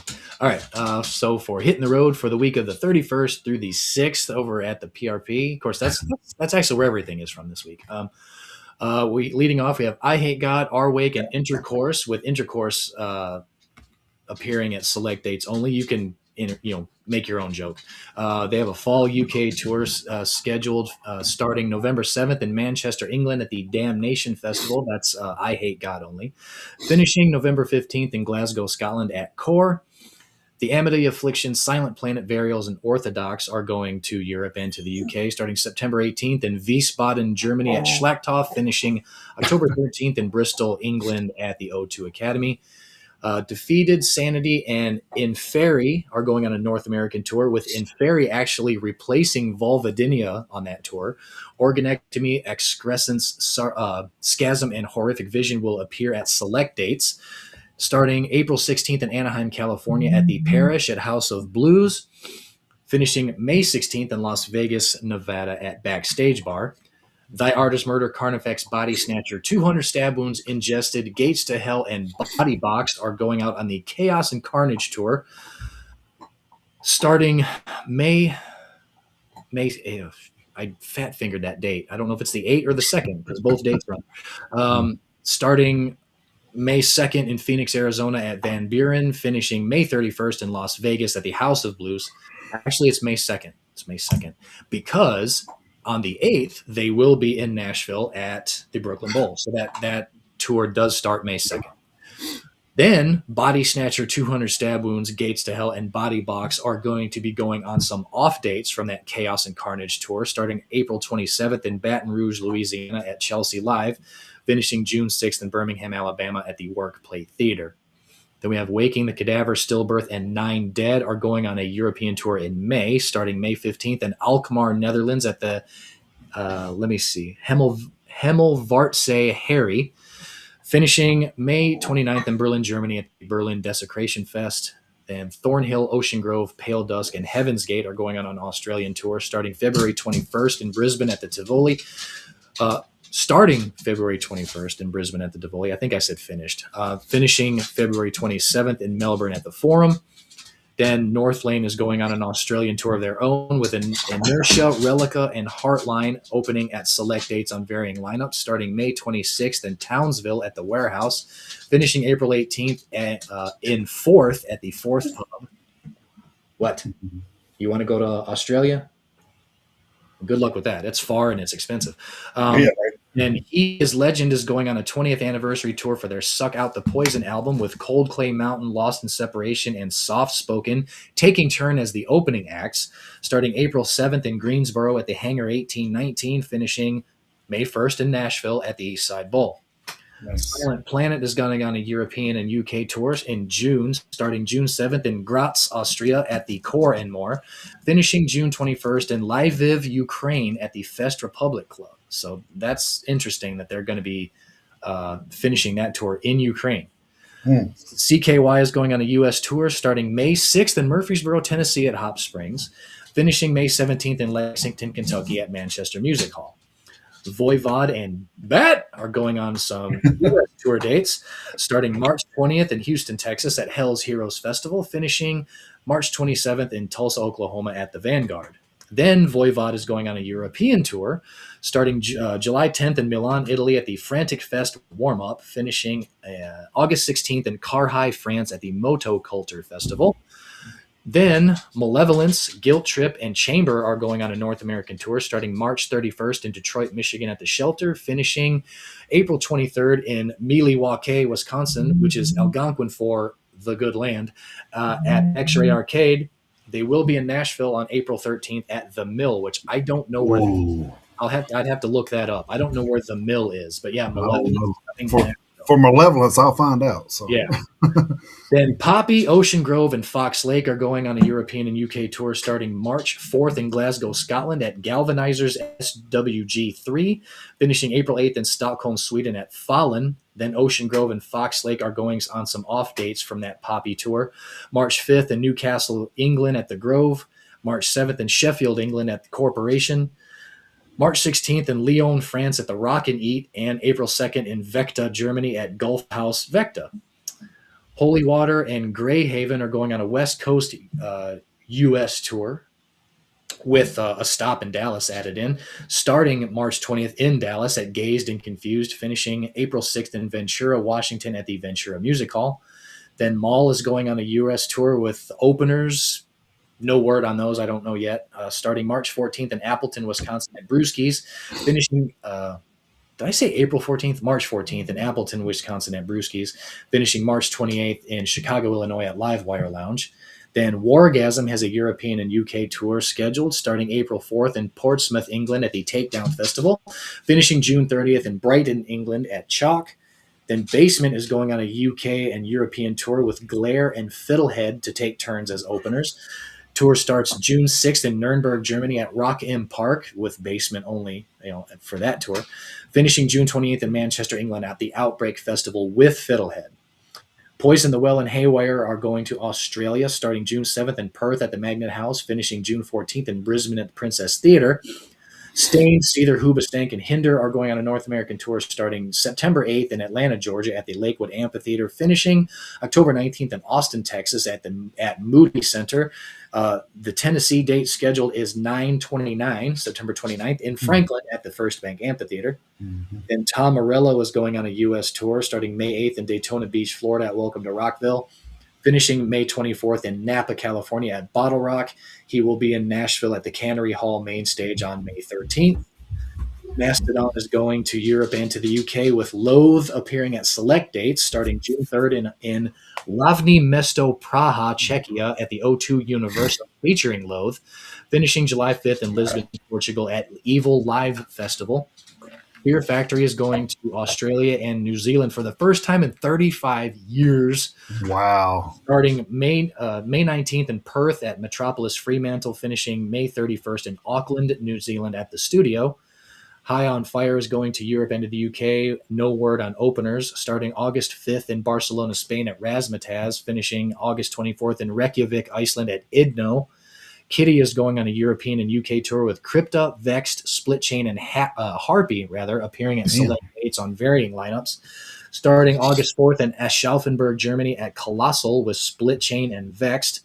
Finishing August 16th in Eindhoven, Netherlands at the Dynamo Metal Fest, and that's Kitty only. Orancy, Pazuzu, and Wayfarer are going on a North American tour. I think I saw that's Orancy, Pazuzu's first North American tour, and I think in like 12 years, something like that. Wow. Starting May 8th in Seattle, Washington at the Northwest Terror Fest, finishing May 30th in Toronto at Prepare the Ground. Godsmack, Stone Temple Pilots, and Dorothy are going on a North American tour. Starting May 7th in Daytona Beach, Florida at Welcome to Rockville, finishing September 26th in Nampa, Idaho at the KQXR X Fest. They will be in Tennessee, in Franklin, on May 19th at First Bank Amphitheater. Then Godsmack is going to Europe for mainly festival appearances, starting July 23rd in Anthea, Greece at the Leica Betis Hill, finishing August 16th in Eindhoven, Netherlands at Dynamo Metal Fest. So that is hitting the road for the 1st through the 26th. I have a pet peeve thing of mine that I've noticed. I meant to bring this up before now. I'm annoyed at the I'm annoyed at the spelling of amphitheater. Oh yeah. I wish these damn places would make up whether it's going to be ER or RE at the end. That annoys the piss out of me. That's become a pet peeve of mine, having to type this shit up and having to type amphitheater so many times. I have to check whether it's an ER or an RE at the end. That annoys the shit out of me. So I just well, most of the time, like in Word documents, that if you type it in RE, it tells you it's wrong, so it makes you change it. But so that annoys the hell out of me. I always wondered if it was like a British or English thing, the way they spell it or something. But And see, well, that's the funny thing is it might be because like I know that when it comes to like center, like the word Hmm. center, like in It's Canada, already like the Air Canada Center where the Maple Leafs play, it's CENTRE. In the United States, it needs to be ER. I don't give a shit. I yeah. don't care. I don't know. It annoys me. I just had to get that. Uh, Yeah, well, Padre. I know they missed a golden opportunity with some of those I heard. So they definitely should have teamed Wargasm and Intercourse up together. But Yeah, there you go. Well, intercourse has to be first. yeah, well, that's true. So, Intercourse has to open for wargasm. Yeah, absolutely. there's too many jokes there. I'm sorry. There It's really just, are. yeah. They really You go are. to that Intercourse show? No, I can't afford it. So Yeah. can't afford Intercourse. Uh, oh man. Yeah. But yeah, Padre in the chat. I have not seen 200 stab wounds yet either. I have not. So Well, I don't know if I've ever caught them I either. haven't. I haven't seen them live. But they go out on tour a lot. So They it's do, I'll yes. probably run into them eventually. They do tour a lot. They hit the road Mhm. a lot. Yeah, No pun intended, but they do. they know where the money's at, I guess. Yeah, they So. do. All right, that will lead us into our theme of the week this week. The theme of the week this week is empty and full. That's right. So we only say that because I like to eat. I actually am hungry right now. Oh, I did not eat before. oh wow, Didn't eat okay. before the show. I usually do, but I just didn't have time this morning. Yeah. So I have the empty side of these things, and so let's get cracking with that. I guess my first one is probably pretty obvious to Chris. Yep. Machine Head, My Hands Are Empty from Of Kingdom and Crown 2022. Um, next was Non-Point, Empty Batteries from X or 10 rather, or whatever they. I think it's 10 because I it was think their it's 10th. 10. That was their 10th album in Yeah. 2018. Which they have new music coming out too. I can't wait for Yes, that. they So do. Yes, they do. it's gonna be a big year. Yes. This is something a band that I came across doing this show a couple years ago, but I put it Sweet. on here. It's Apple Cryful, All Is Empty from Facing the End in 2024. Next, I had UDO, Empty Eyes from Game Over 2021. Then I had Attila, Empty Clip from Closure 2021. And this is the one that I never thought I would say on a show, period, that I put on a playlist. But Poppy, Empty Hands from the Oh, Empty Hands all right. album she just put out. Man, that song was a banger, dude. I was surprised because I was just kind of like, playing with the word, putting stuff together, and Empty Hands came up. I was like, oh, Empty Hands. Let's see what that is. And then that popped up, and I was like, you know what? I ain't even gonna diss it yet. I'm gonna listen to it. So I listened to it, and I'm just like, dude, that's some pretty heavy shit from what I've heard from Poppy so far. So I'll include it. So There you go. here we are. We try to give credit where credit is due all the Well, time. yeah, I mean, like I Even said, I would have. You'd asked me 2 years ago. I mean, Poppy, Poppy, you heard it. You looking forward to that new Poppy metal? I'm just like, no. But yeah, she does a pretty good job. So hey, I shit, give her props, man. we're not too old or above admitting when we're wrong or do we have a change of heart or something. Yeah. Give credit where credit's due, man. Well, like I said, we give everything a chance, So We try to, yeah. yeah. We try to. Next one on the list is Crowbar, Empty Room from Sonic Excess in its purest form, 2003. Next is Death Angel, Empty from The Dream Calls for Blood, 2013. One of Chris's favorite albums. Yeah. Then I got Downswing, Emptiness Remains from End Everything Was Dark, 2025. A lot of these are newer, so which is good because That is good, yeah. Then the next I got Malfoy, Emptiness Inside from Hollow Throne, 2021. Then I got Silent Theory, Emptiness in You from Tell Us How It Ends in 2024. Then this one kind of it was on my liked list on Spotify, so I was like, oh, okay. So I had to listen to it again because I didn't remember it. So, Yeah. But BHLIM, Empty Screens from Metal Heaven, 2025. Then I got Hatebreed, Empty Promises from Satisfaction Is the Death of Desire from 1997. Then I got As I Lay Dying, Empty Hearts from Shadows Are Security 2005. Then I got Victims, Hell is Empty from Misery and Death 2020.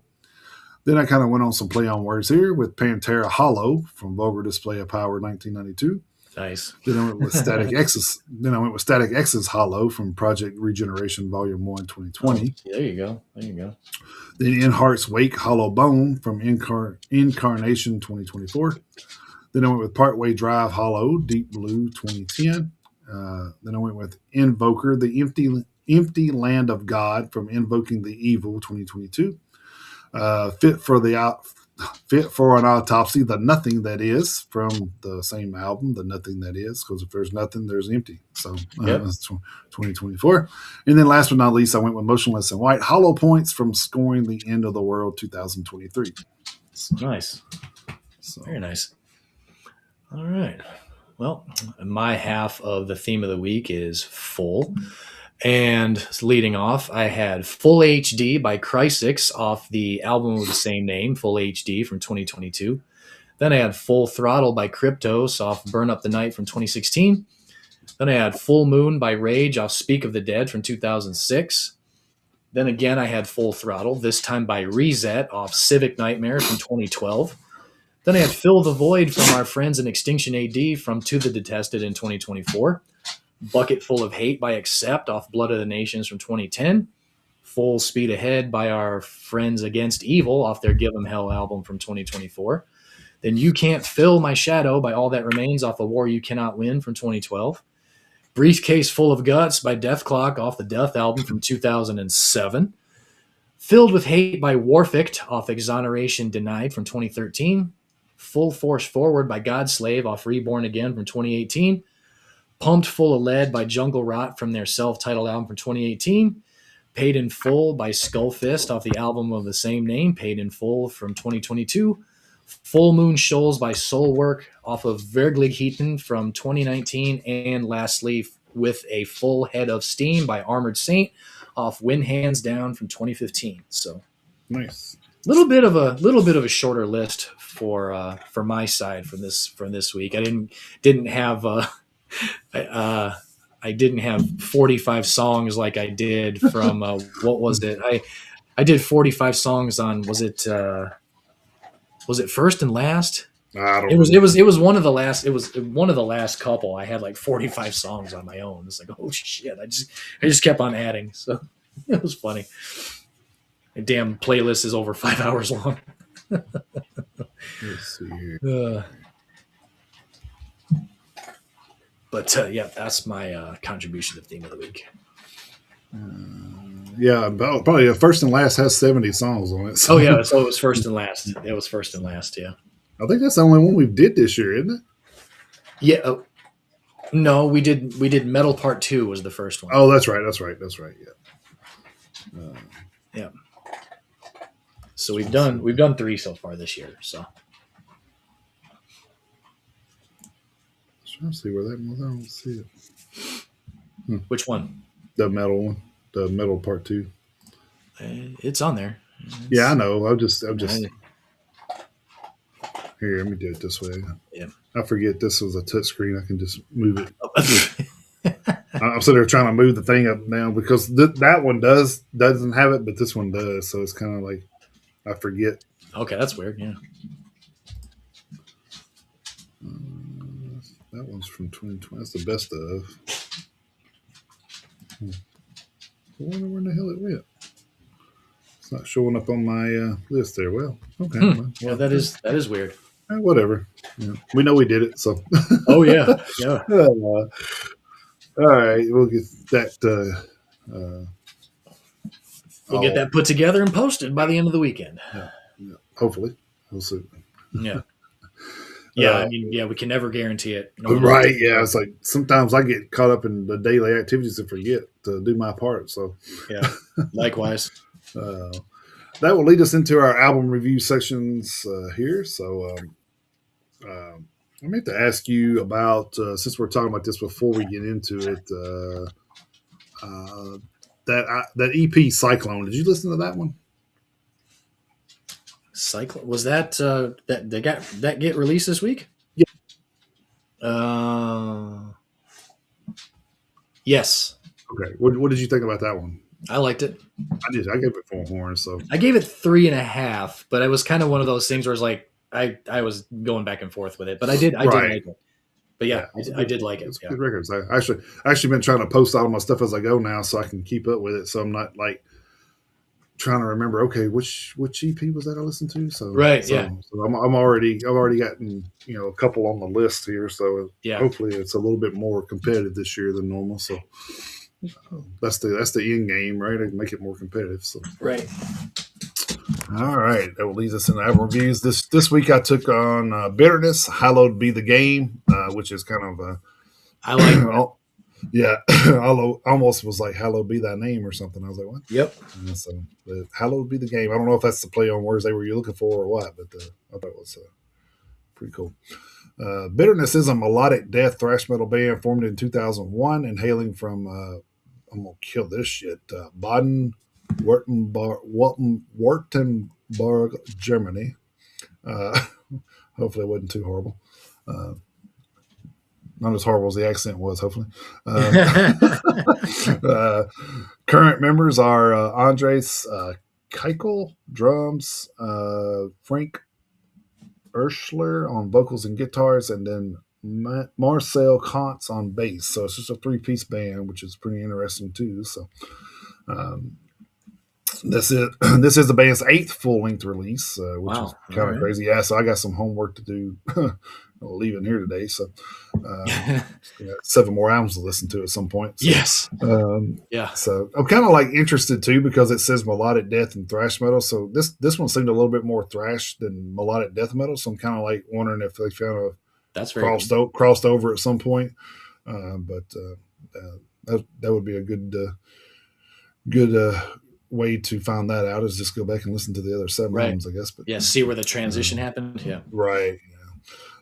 So this one had 8 tracks and is 41 minutes 17 seconds in length. So like I said, this one a little bit more thrashy than the melodic to me. So vocally, Frank has some good range. The style reminded me a lot of like Havoc, Warbringer, or maybe some old school Exodus a little bit. So Nice.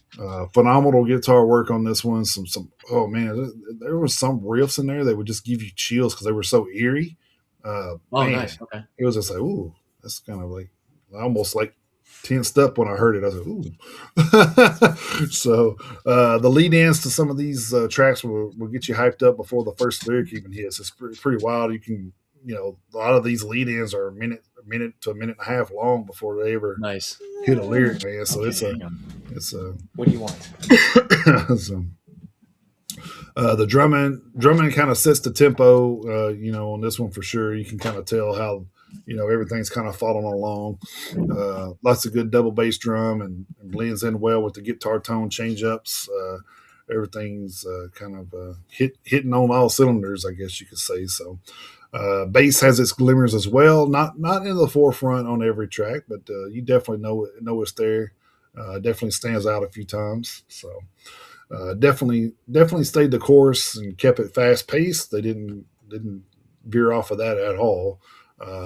Maybe with the instrumental, the instrumental is the very last song. It's a 7 minutes 14-second instrumental. Whoa, Yeah, that's a pretty long instrumental. Yeah, and I had to go back and listen because I got so caught up in it. I didn't realize there weren't no lyrics to it. I had to, I was like, man, this is good. And I was like, wait a minute, they didn't even sing, did they? I had to go back and like listen to it twice. I'm like, no, there were no lyrics. So it's all instrumental. Started out a little slower, but then it kicked into like high gear about a minute 15 in. Thought it was a pretty good way to do that. To kind of, it was a good way to end it. I think it was kind of like you kind of get that end feeling, and then they're like, nope, kind of. We're not done yet. So I'm going to give this one 4 horns. Pretty easy score here. So nice, very nice. Okay. All right. My album this week was the new album Midnight Blitz by Tail Gunner. I want to do a little bit of a backstory on this because it's kind of eerie how this one came about. Like I was looking at when I was looking at the list last week, I was looking at the list and I saw it. I saw the album on the list. I was like, that looks interesting. I'm going to go with that. And a couple of days later, something came across. It may have been Facebook. I can't remember. Where I think it was Facebook actually, and it was a picture of Tail Gunner with KK Downing, Oh, wow, and really? Tail Gunner opened for KK's Priest in 2024. Hmm. Obviously not when we saw him because Right. it was just KK's Priest and Right. so Tail Gunner opened for KK's Priest. Come to find out that KK Downing produced the new album. Oh, okay. And mind you, I found all this out in the last 7 days. I didn't know of Tail Gunner until like last weekend. I decided that they're just based on Midnight Blitz sounded interesting. So based on the album titles, like I'll probably just give that a whirl. And then I see the thing about KK Downing. I was like, okay, you definitely have my attention now. And come to find out, he produced it. And then the other night, I was in here in the office. I was starting to do the research for. No, I was finishing up the Metalhead Minute. I can't remember. I can't remember if I was finishing the Metalhead Minute or starting research on this week's show. But I was on YouTube and I saw like the video for one of the singles. I was like, all right. I usually don't do this. I usually don't because we like to go into our album review with like no preconceived notions or anything like that. But I was like, you know what? All right, I'll bite. And the first song I listened to was for the song War in Heaven. And it's a ballad, but it's phenomenal. And I'm now leading myself into my album review. So I'm starting with the ballad. Now, and I know people, it's a ballad. This could be the band's Diamonds and Rust, or maybe a little more accurate from my ears, it could be like their Quicksand Jesus. That's kind of what it reminded me of. So Tail Gunner, they are a traditional heavy metal band from England. They were formed in 2018. Their lyrical themes are warfare, heavy metal, and personal lives. They are currently signed to Napalm Records. That's another reason why I wanted to listen to it. You got Napalm Records. Right. I'm like, yeah, sure, I'll listen to that. This is the band's second full-length album. Their debut album, Guns for Hire, came out in 2023.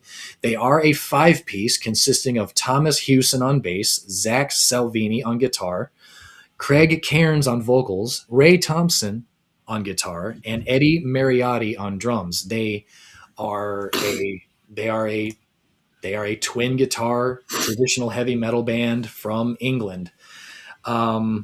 I did a little bit of looking into the band as it relates to KK Downing, and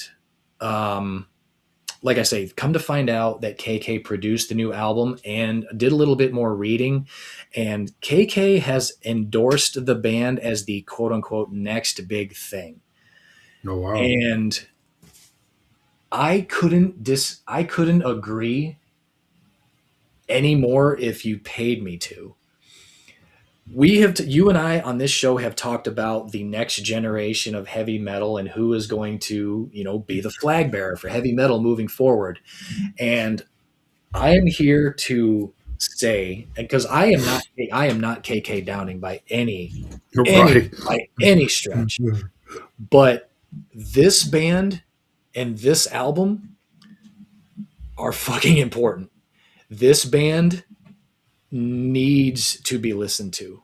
I know I'm being hyperbolic right now, but I was completely blown away by this album. Mm-hmm. It is insane how good this album is. I mean, it is the songs are phenomenal. I mean, it sounds great, of course, because KK produced it, and who's gonna know guitar better than KK Downing? There's not going to be too many people who are going to be able to tell him anything. The riffs are tremendous. The guitar solos are impeccable. I mean, fucking flawless. from what I can hear. Both guitar players, they get a chance to they get a chance to play on the solos, and they both do a phenomenal job. It is absolutely insane. Is it Jet Jaguar good though? Yes, Okay, yes, it that's all. absolutely. That's all I need to Yes, know. no, it absolutely is. Um, this band, if this band doesn't make it, something went fucking wrong. I'm saying that right now. This is going to be 2026's version for me of Angelus Apatrita's Okay. self-titled album. And the weird thing is I don't know if you remember the date that Angelus Apatrita's self-titled album came out in 2022. It's It pretty was much the it same was week, it right? was February 5th. Yeah, I was going to say it's the same week, I believe. This album came out on February 6th. So basically 4 years to the day apart, these two albums came out. Two different bands, of course, two different styles. Yeah. This is going to be my 2026 Angelus Apatrita. I am a fan of this band. I even listened to their debut album yesterday too. I listened to both. I've heard them both. They're both amazing. And I am a Tail Gunner fan as of yesterday. This album will be on my list at the end of the year. I'm giving it 5 horns. I listened wow. I listened Nice. to the album 3 times yesterday because I listened to it, I listened to it to do the review, and I was like, shit. I was like, did I hear anything I didn't like? So I listened to it again, and I didn't. And I listened to it a third time. I went. I was like, I can't. Because the same thing I told you with the Megadeth album. Of course, that's a personal feeling for me. I know you didn't completely feel the same way I did about the Megadeth album. That's fine. That's what's so great about it. Right. That you can do that. But I was trying, after the second listen, I was trying to find something. There's got to be something. You know what? You know what? You know what's great about that though is I didn't say you were wrong. You didn't say I was wrong about how we felt about it, and that's what's so great about the music is you're going to get a different feel from it than I am, and we're on a show together, and we have a lot of the same interests with heavy metal. So it's especially with bands like Megadeth. So it is kind of odd to see us on a little bit of a different scale there. But I mean, like I said, you probably listen to it more than I have too. So I mean, if I listen to it a few more times, I may wind up, what I don't like about it may wind up being like, maybe I was a little too harsh, So So I mean, opinions could change a little bit one way or the other. But like I say, I listened to that album 3 times yesterday, and I think I liked it more and more the more I listened to it. And I like I say, I was absolutely blown away the first time I heard it. So now you got work to do at the end of the year by choosing between 2 5-star albums. So I know, and to trust me, I was thinking about that yesterday. And we're only in February. So I know. I know. It's absolutely insane, but I will be reaching. It's a good problem to have, though. I will absolutely be emailing this band because I want to get them on the show. One, because I want to talk to them because like I say, I think they're an amazing band, and I think they're going to do big things. I really do. And I want to talk to them before they do, and we can't fucking right. Well, that's true. And we can't talk to them because be another if this band is on Nuclear Blast, so they are on one of the right labels to get pushed. Oh yeah, and I'm glad for that for them because their sound is amazing. Because it's the sound that it's the sound that you and I grew up on, man. No, I gotta check that out. I gotta make sure I write this down so I can listen to it today. It's the sound that we grew up on, brought into 2026 with 2026 technology and recording capabilities. And like I say, I was almost jaw dropped, blown away to the fact. And I'm just sitting here listening to it, and I was like, "Oh my god, this is amazing!" Like I say, even the ballad is so amazingly done. And I know ballads aren't for everybody. And that's fine.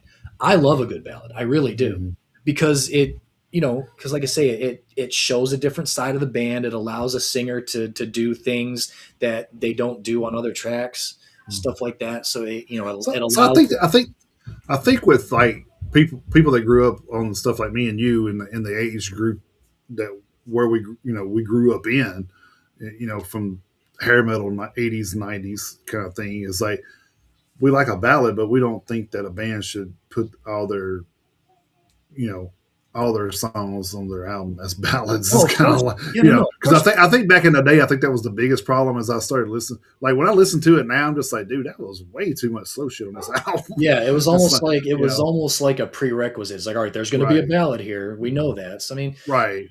but And I think that's probably one of the reasons why I like Skid Row from that era so much is because they only put like two, maybe three on there, and the rest of it was pretty hyped up music. yeah. It's Well, I not. mean, It wasn't like you listen to like Poison, and there's five or six ballads and two yeah, two heavier songs on there, and yeah, that's it. It's kind of like, yeah. and it kind of reminds me of probably the way Def Leppard started and the way they are now. It's kind of like Oh, yeah, yeah, yeah. I can't listen to them now, dude. I can't. Like, if you give me something from On Through the Night and Pyromania stuff, that's great. I can Hmm. deal with it. Some Hysteria stuff's great, but I think Hysteria kind of was where they lost me. Because I think they kind of got overloaded with what they were with their releases there, and just kind of like, and all that stuff just got played out so much. Yeah, I can But agree with that. yeah, I think you just look at bands like that and you're just like, hey, if they only got one ballad out of all their tracks, I mean, shit, that's probably a good Yeah. ratio in my opinion. Here's the good thing. Shows the diversity of the band. See, that's the good thing is this, like I say, this is Tail Gunner's second album. They only have one ballad so far at all. The first Right. album, there isn't one. This album, I think it's track 6. It's track 6. So it's Okay. it's placed, not smack in the middle because there's 10 tracks. So Right. with an even number, you can't put it right in the middle. It doesn't work that way. But so it is in the center area of the album. But every other song is fucking balls to the wall, high octane, full throttle, just traditional heavy metal. Iron Maiden, Judas Priest. I mean, Nice. it's like I say, I was blown away. I absolutely loved it. I think you're going to enjoy it too. I really do. Yeah. Cool. I really do. So yeah, that's going to be an interview I would love to have. Oh yeah, I'm down with that. So, all right, what do we got to look forward to next week? So, Yeah. All right. Looking forward to Friday the 13th. I know, right? I know Susie's probably looking forward to it. Yeah. Ice Nine Kills don't have a release next week. Ironically enough, I don't think they do, which is They don't. I'm just like they missed an opportunity there. But all right. They actually do have a single coming out next week though. Oh, they did. That's right. They do. Yeah, they do. From the new Scream movie. That's right. They do.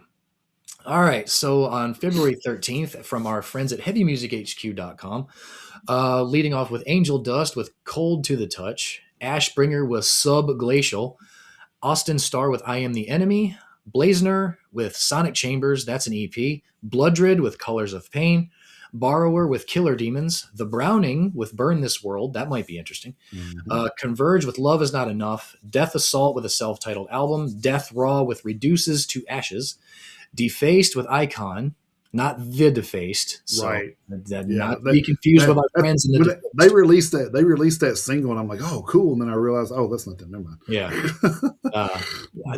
Our friends in the Defaced are working on music though. They Yeah. are. So that's good. Okay, then how the hell am I supposed to De Labime Night Laube with Ritual Initiation. What the hell? Diaspnia with Radici, I don't know. Divided by Design with Stages to Osiris Rebirth. Electric Hydra with From the Fallen. Embittered with Arcatron. Enough Zenuff with Covered in Gold, that's a re-release, of course. Ernte with Der Schwarzen Flamme Vermachtnis. Mine does that a lot. I know, right? Eye of Purgatory with Darkborn, Force-Fed Horsehead / Shaving the Werewolf with From Horrid to Worse, that's a split EP. Fossilization with Advent of Wounds, Frozen Ocean with Askdromar, Glassbone with Ruthless Savagery, that's an EP. Greyhawk with Warriors of Greyhawk. The Helicopters with Cream of the Crap, Collected Non-Album Works, Volume 3. They're Uh, crazy. I know. Hellgrim with Resurrection, Hoaxed with Death Knocks, Human Error with Sour Chalk Water. That's an EP. Ugh. Mm. Ugh. Yeah, that sounds nasty. I'm envisioning that. Gross. Mm. Ian Wonder what that album cover is High, going to look like. right, yeah. Ian Highhill with A Hymn Among Gravestones, Ingrina with Navarend Lice, Crown with Santa Somnia, Coyote Radio with Habitats, Leatherhead with Violent Horror Stories, Malefic with Impermanence, Midnight Odyssey / Swords of Dis / Oros Cow / Serpent Ascending with From the Waters of Death. I'm assuming that's a collaborative Mm. / split / I would hope whatever the so. hell you want to call it. Moon Chapel with Three-Faced Trinity for a Two-Faced World.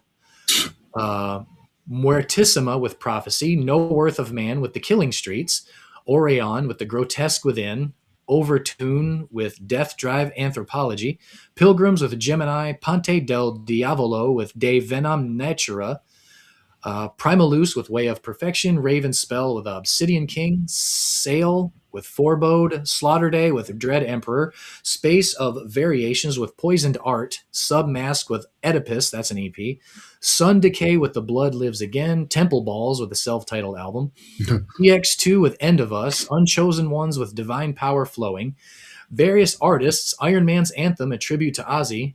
Okay, all right. Be interesting. Yeah, Winter Eternal with Unveiled Night Sky, and Worm with Necropalace. So not the shortest list, but not the longest either. So I've still got plenty of stuff there that yeah, sounds interesting. So yeah, we'll be able to dig through that and find something to listen to. So or you're overachieving ass to listen to half the list before. yeah, I tell you what, being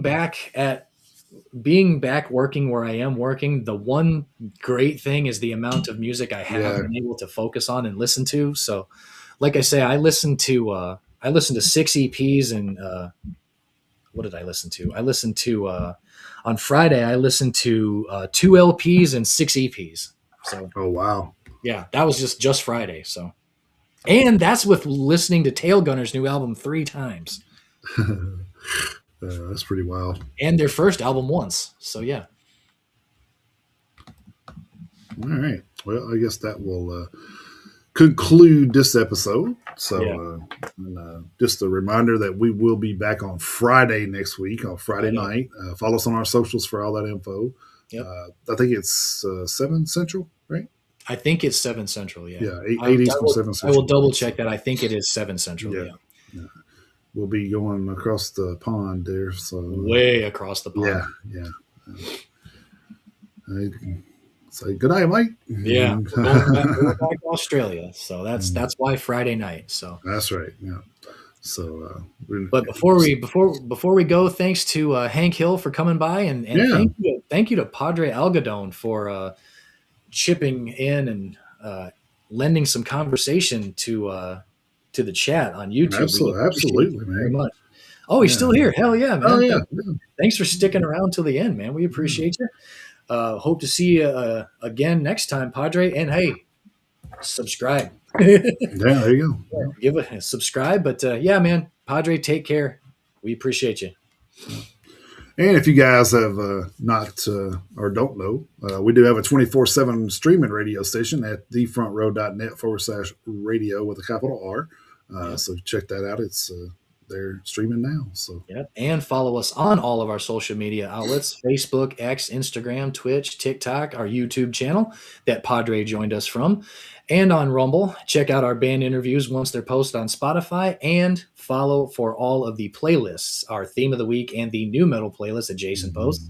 And as always, you can, if you so choose, email us at metalheaduniteusa@gmail.com.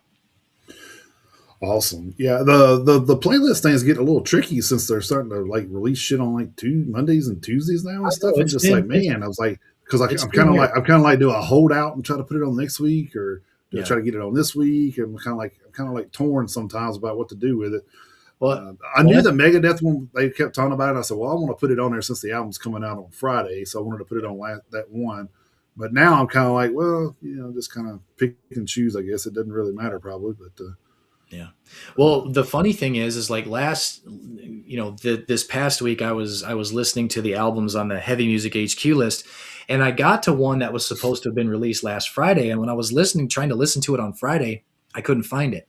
Well, Mm. come to find out that a few days later, I think it was early this week. It may have been Monday or Tuesday. I went back through the list, and I found it. Well, come to Okay. find out that that particular album didn't get released until Saturday. Ah, okay. So it was weird. I was trying to listen to it on release day.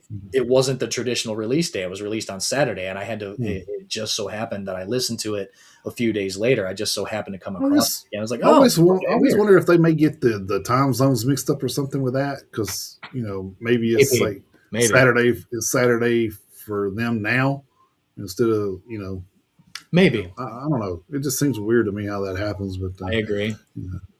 but there was a new song that popped out this week that I shared that you were pretty happy about. So Oh, the Heathen single. yeah, Oh man, yeah. So so good. I was like, oh no, put it on this week or put it. So I'm gonna save it for next week. So Oh, it'll be on this week's playlist. So so good. I hope that's like a sign that they're coming out with mm, something. yeah.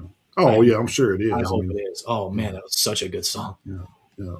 If the rest of that album's like that, there's your other competition. So Yeah. uh, been pretty. It's been a pretty good year so far. I think with releases, man, it's been pretty surprising too. I think so. Well, it January admittedly started off kind of slow. It did, A yeah. little bit. It started off slow. It's definitely picking up. It is definitely picking up. And like you say, we're not even at the end of February. Right. This It's is like the the very first beginning. Yeah, the first week. show of February. Like you Yeah. said, I've already got 2 5-horn albums on my list. I'm like, oh, And we know that Exodus is coming out.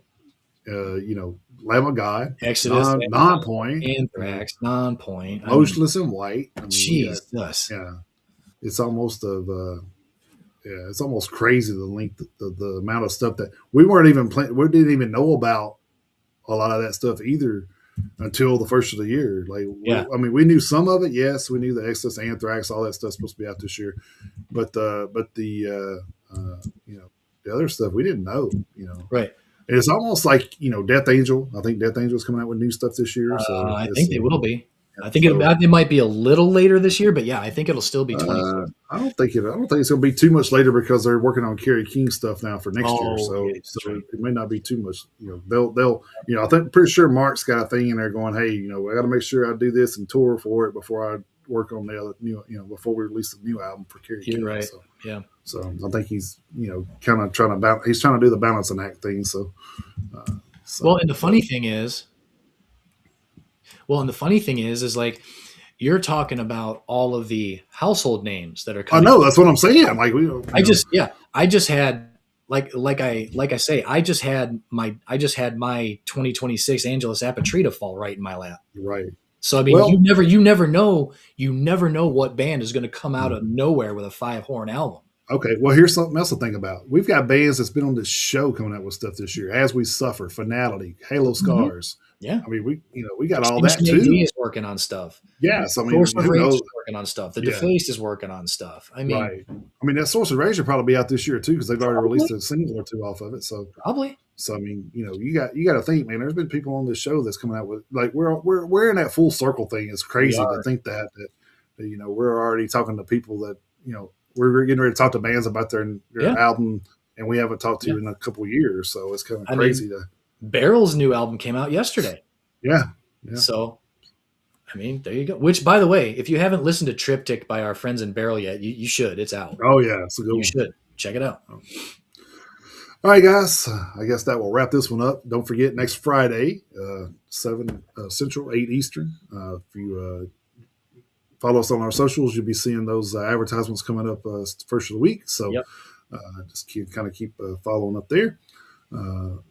If you follow us anyway, there's always a upcoming event thing on our pages on Facebook and stuff. Yep. So it'll show you kind of what's coming up. So. Mm-hmm.